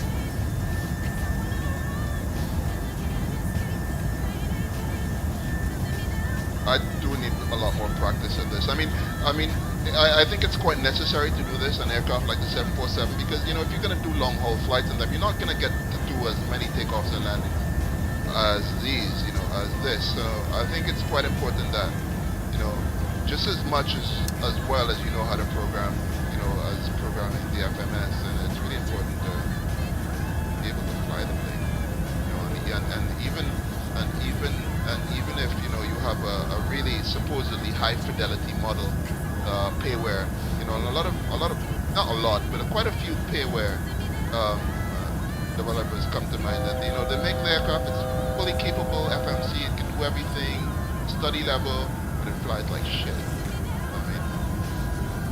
mean, it's far more important that the aircraft flies nicely than it have like a really perfectly functioning FMC. I mean, obviously that's also important that you're able to complete a route in the normal ops, yeah, of course. And let's level her here. Beam the threshold, gear down, start timing, ups 25. Try to keep it level as it lapses, makes us move this a little bit. Cross back a bit as well. Yeah, 160 knots, so basically, ran a bit too wide. Because the outbound turn, we turned at flaps 25, and the inbound turn, since we're going slow, we don't need 25 degree bank. Sorry, did I say flaps 25? On the outbound turn, we turned at 25 degree bank. On the inbound base leg, we don't need to be at flaps. At 190 knots. We did it at 180, 190 knots. We do it at 160 knots, 47 seconds. Beam the thingy, and let's bring it back.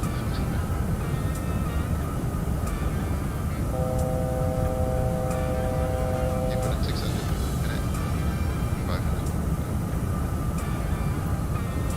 15 degree turn maybe. A little rudder. Preemptively.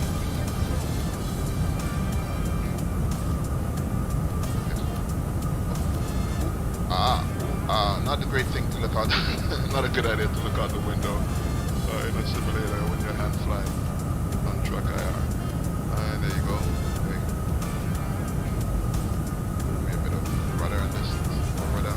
Light rudder, not a lot of rudder. We have the field, we have the land, the runway inside, so and no less than 1,000 feet on the base leg.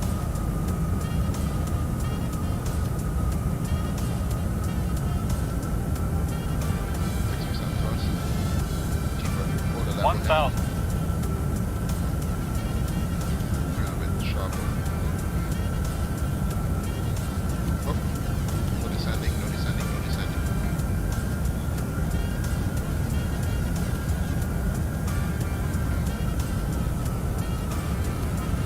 Light slow, light slow, light slow, light slow, light slow, light slow, light slow, light slow, light slow, light slow, light.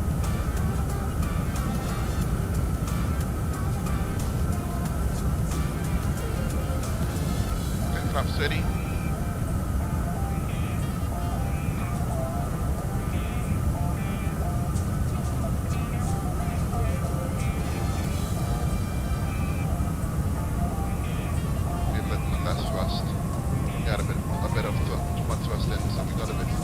We have about 6 knots 500. fast.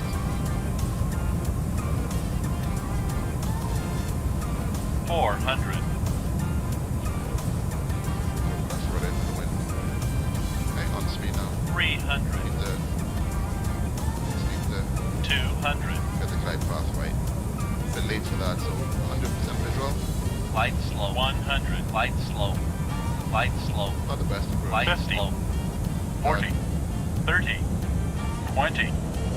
10. Hard. And perhaps 20. Going around. Next one will be a full stop landing. Not completely satisfied with these touch and goes, but I'm beginning to get a bit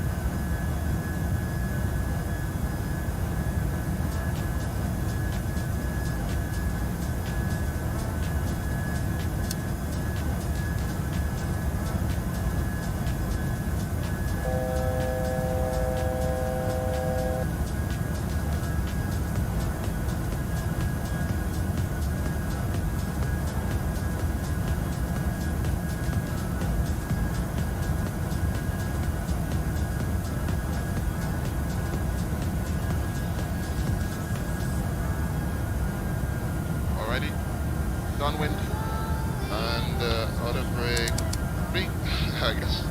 See, I want to see how well this lays down, so we're going to do auto brake 3. Probably be overkill. I need to arm my spoilers. Spoilers on, with those spoilers on. Like, oh, I'm just getting all out of whack now. Let's go back on profile. And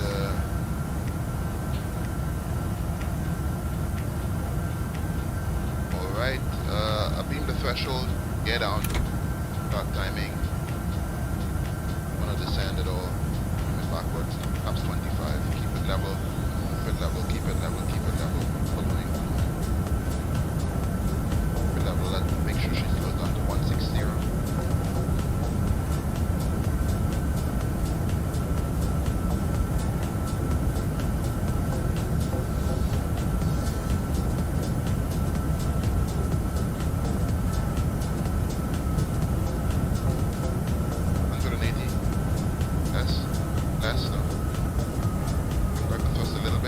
Not less than like 50 something percent. 5%. Make sure she is close to 160. 46 seconds. Make sure that let's turn her now.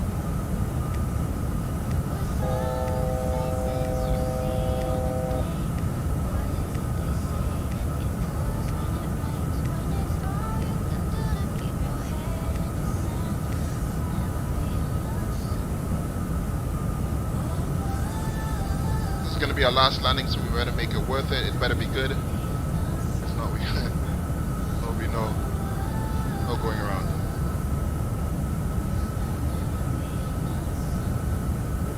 Like this.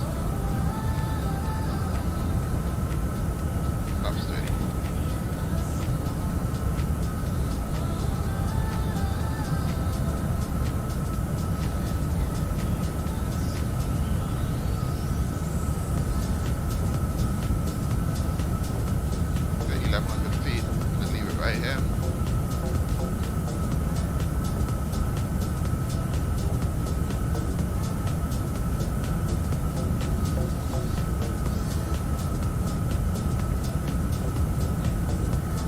On profile. 1,000. Right.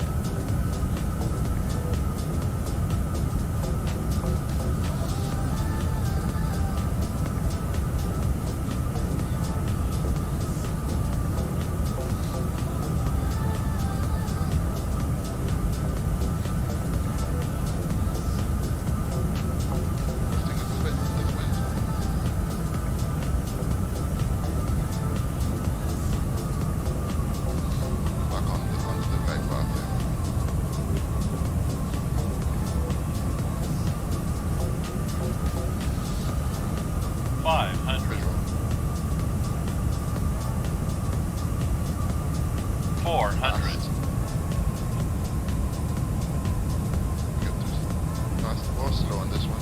300. Okay. 200. Going on fast.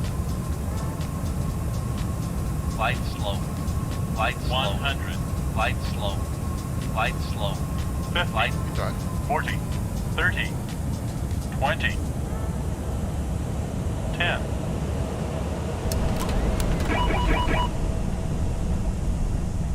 Reverse. Oh well, that was intense. That's auto brake. 100% auto brake, no reverse.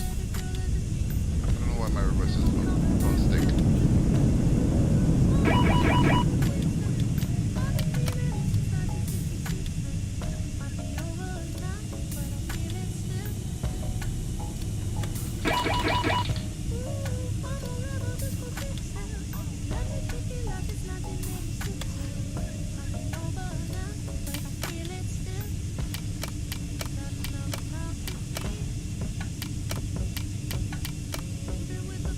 Yeah, my brakes keep activating the parking brakes. I don't know how to change that. Got a few things I need to learn how to do. This taxi here. Yeah.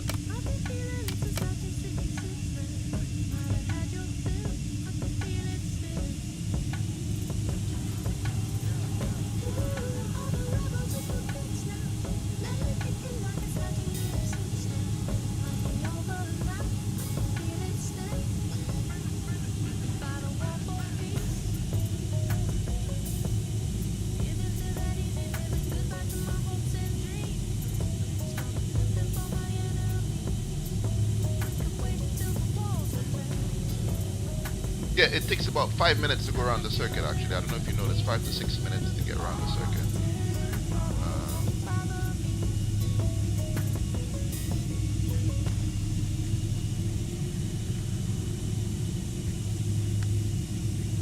Yeah, those weren't the best of circuits. I'd make the excuse that I'm not used to flying this aircraft. But then again, I've flown it a little bit before. I'm not as proficient, if I can call myself that, in any aircraft as I would be on these sort of exercises. But I love doing them, and I definitely want to get better at them. We'll revisit touch and goes again in the future on a future stream. Stay tuned for tonight's stream. I'm gonna do the replays. Not to worry, I'm not gonna go yet. Hopefully we do Seattle down to Sacramento on Bad Sim. Hopefully later on this evening, early evening or late evening West Coast time. But I'll definitely be back on today, and we do a proper flight on this. Let's park here, and before we even shut our engines down, we can watch all the replays.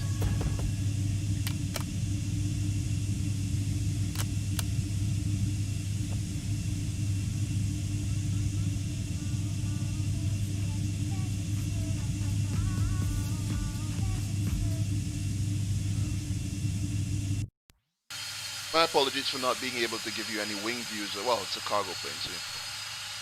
Right? It's a cargo plane. And let's get rid of and put Alt R on some background. In the meantime, I'm just let it.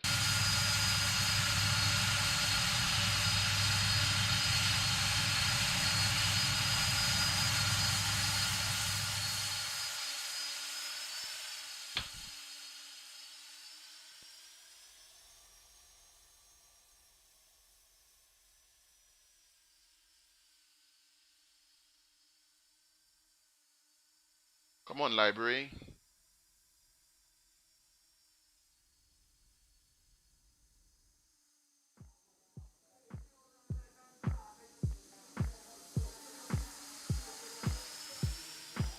Let's go back to like to the beginning. Okay.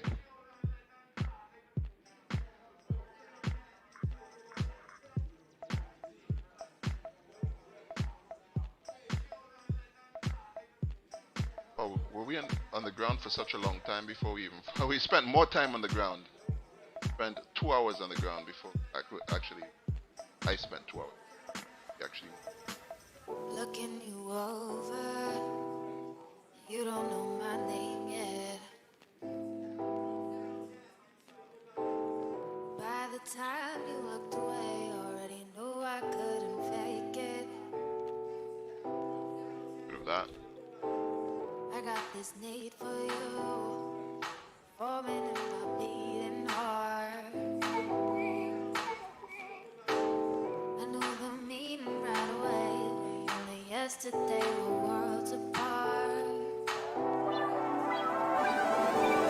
I got this thing for you. If you come closer, I can whisper in your ear.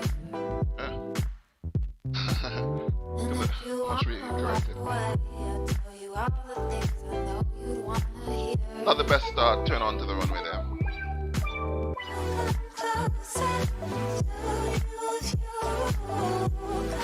I know we go farther.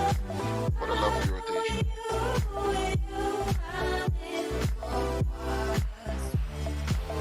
I got this need for you.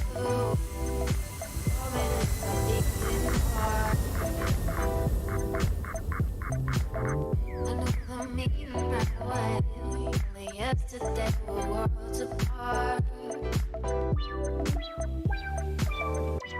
I think I made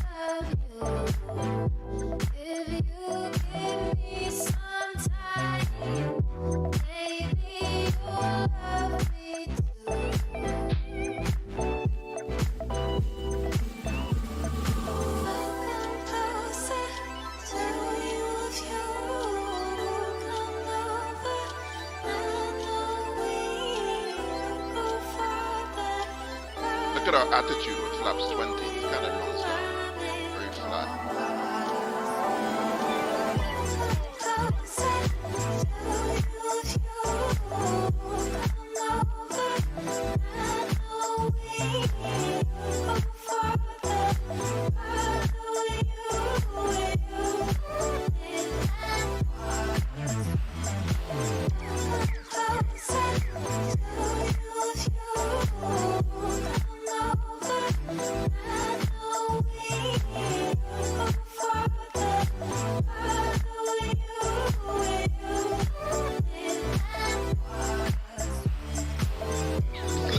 Closer than we actually were. But that was the first one. The first one wasn't a very good one. We only had like one really good circuit on this one. And even then, we didn't manage to. I didn't manage to stick to the tolerances as well as I wanted to.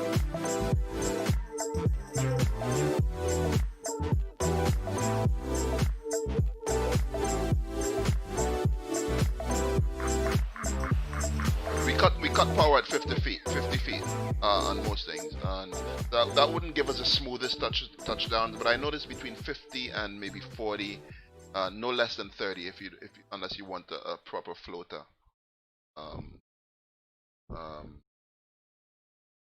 And even you could still get it down pretty smoothly with cutting thrust at 50 feet. This is America. Relative. Don't catch you slipping Not now. before. Don't catch you slipping now. Look what I'm whipping now. This is America. Don't catch you slipping now. Don't catch you slipping now. Oh, look at that. Look what I'm whipping now. This is America. Don't catch you slipping now. Look how I'm living now. Police be tripping now. Yeah, this is America. Guns in my area. My area. I Very got the shallow strap. time. I gotta carry 'em. Yeah, I'ma go into this. Yeah, this is gorilla. Yeah, I'ma go get the bag. Yeah, or I'ma get the pad. Yeah, I'm so cold like yeah. I'm so dull like yeah. We gon' blow like yeah.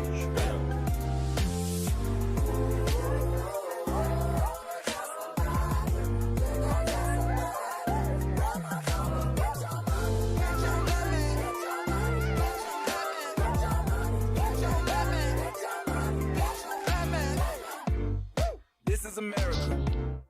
Don't catch you slipping now. Don't catch you slipping now. Look what I'm whipping now. This is America. Don't catch you slipping now. Don't catch you slipping now. Look what I'm whipping now. This is America. Don't catch you slipping now. Look how I'm living now. Police be tripping now. Yeah, this is America. Guns in my area. I got the strap. Not much that we can garner I gotta carry 'em. from watching I'ma here, go but you can into tell the this. approach as well. Yeah, this is gorilla. Yeah, I'ma All go our get approaches the were bag. relative. Yeah, or I'ma get the pad. Yeah, I'm so cold like yeah. I'm so dull like yeah. We gon' blow like yeah.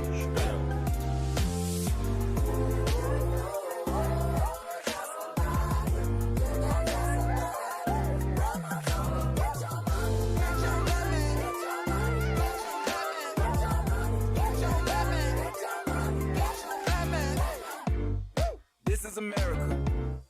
Don't catch you slipping now. Don't catch you slipping now. Look what I'm whipping now. This is America. Don't catch you slipping now. Don't catch you slipping now. Look what I'm whipping now. This is America. Don't catch you slipping now. Look how I'm living now. Police be tripping now. Yeah, this is America. Guns in my area. I got the strap. I gotta carry 'em. Yeah, I'ma go into this. Yeah, this is gorilla. Yeah, I'ma go get the bag. Yeah, or I'ma get the pad. Yeah, I'm so cold like yeah. I'm so dull like yeah. We gon' blow like yeah.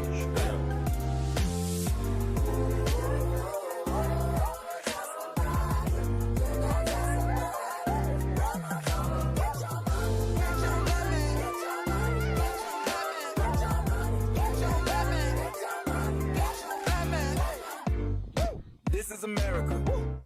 Don't catch you slipping Aircraft now. is desperately missing Don't some catch you slipping touchdowns. now. Look That's what I'm brilliant. whipping up. This is America. Before you do any FMC updates, put some touchdown smoke in. Don't catch you slipping now. I hope I do. Look what I'm whipping up. Oh, Look how I'm kicking up. I have my priorities straight, right? I'm on Gucci. I'm so pretty. Yeah. I'm gonna get it. Watch me move. This is Sally. That's a tool. Yeah. On my Kodak. Black. Ooh, know that. Yeah. Ooh, get it. Yeah. Hundred bands. Contraband. I got the plug on who a hawker. Whoa. They gonna find you like Waka. Blah.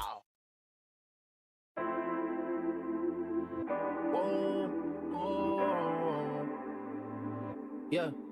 Sometimes we laugh, sometimes we cry, but I guess.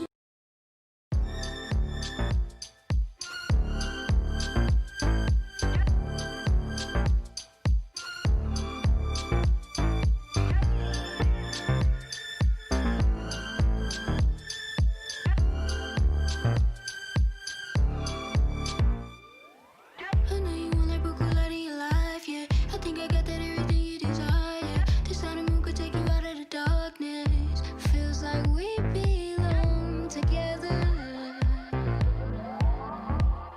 We shine, we shine, we shine.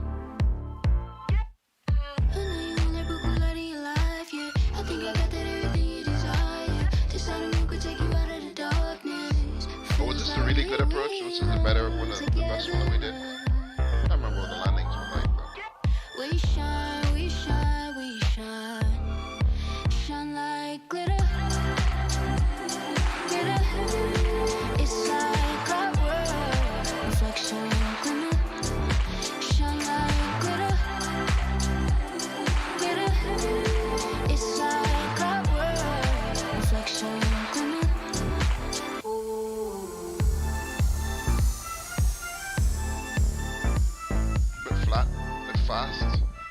All wheels at the same time. Not the best one. Oh man, I think we were a little bit fast. I noticed that the margin between fast and slow in terms of pitch on this aircraft are really small. I know you want that broke light in Really your small. life, yeah. I think I got that everything you desire. This The pitch is quite different to the 737. I don't know if it's like that in real life, but it is. Does it go around? We shine, we Or shine. maybe did it go around? I know you want just let it remind you. I'm about to take you on a ride of your life. My last trip, I'll pick you up on the fly. I know we belong together now. We shine, we shine, Here we we go. shine. Shine like glitter. Glitter. It's like clockwork. Reflection, glimmer. Shine like glitter. Glitter. It's like clockwork. Reflection, glimmer. Come on, closer. We're so sweet. It only happens when we shine like glitter. Glitter. It's like clockwork. Reflection, glimmer. Shine like glitter.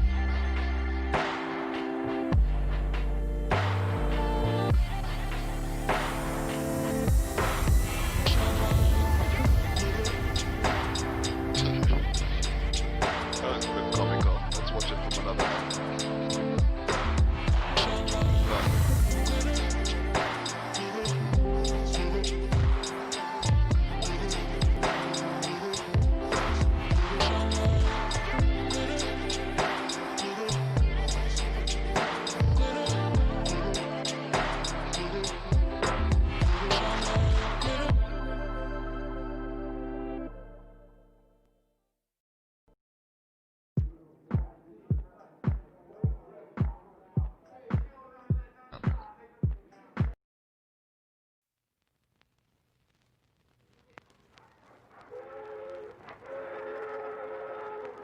Around.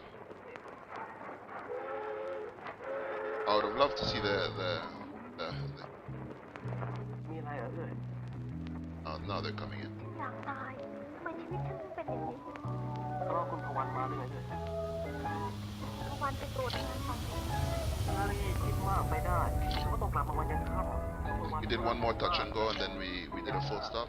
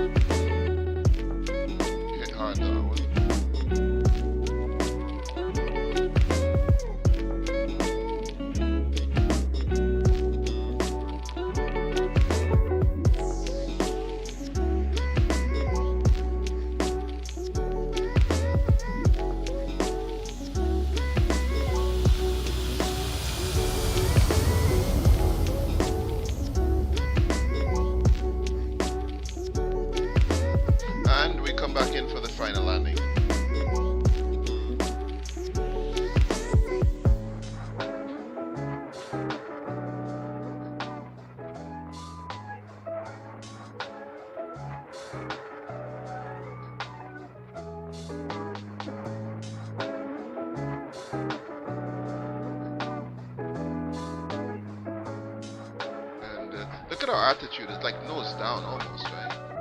That flaps 20.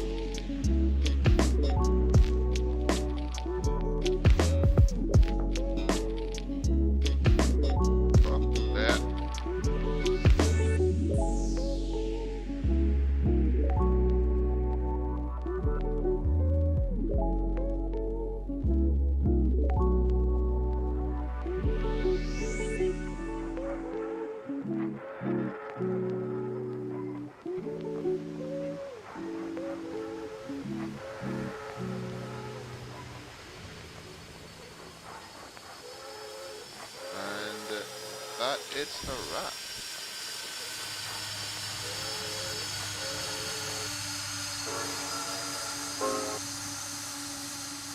Okay, I was gone for a minute.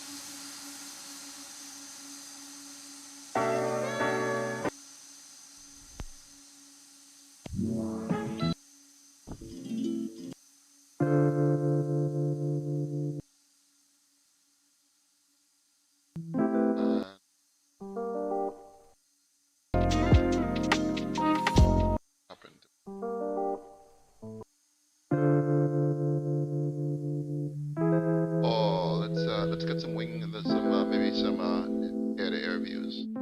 Maybe with guys with some air-to-air views. Well, I hope you guys enjoyed that little stream.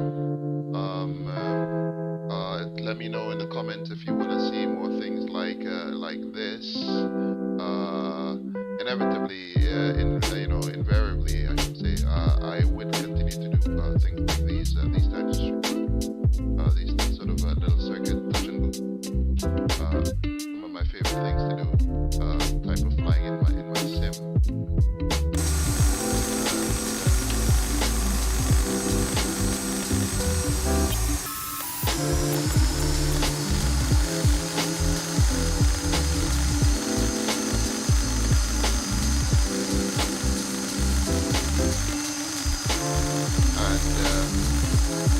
I hope you guys really did enjoy the stream, and I'll definitely be back on later tonight. We'll be doing a proper flight in the 747 more than likely, if everything goes well. San Francisco to Sacramento, California, and should be about just about an hour and a half. Not San Francisco, I said Seattle to Sacramento, and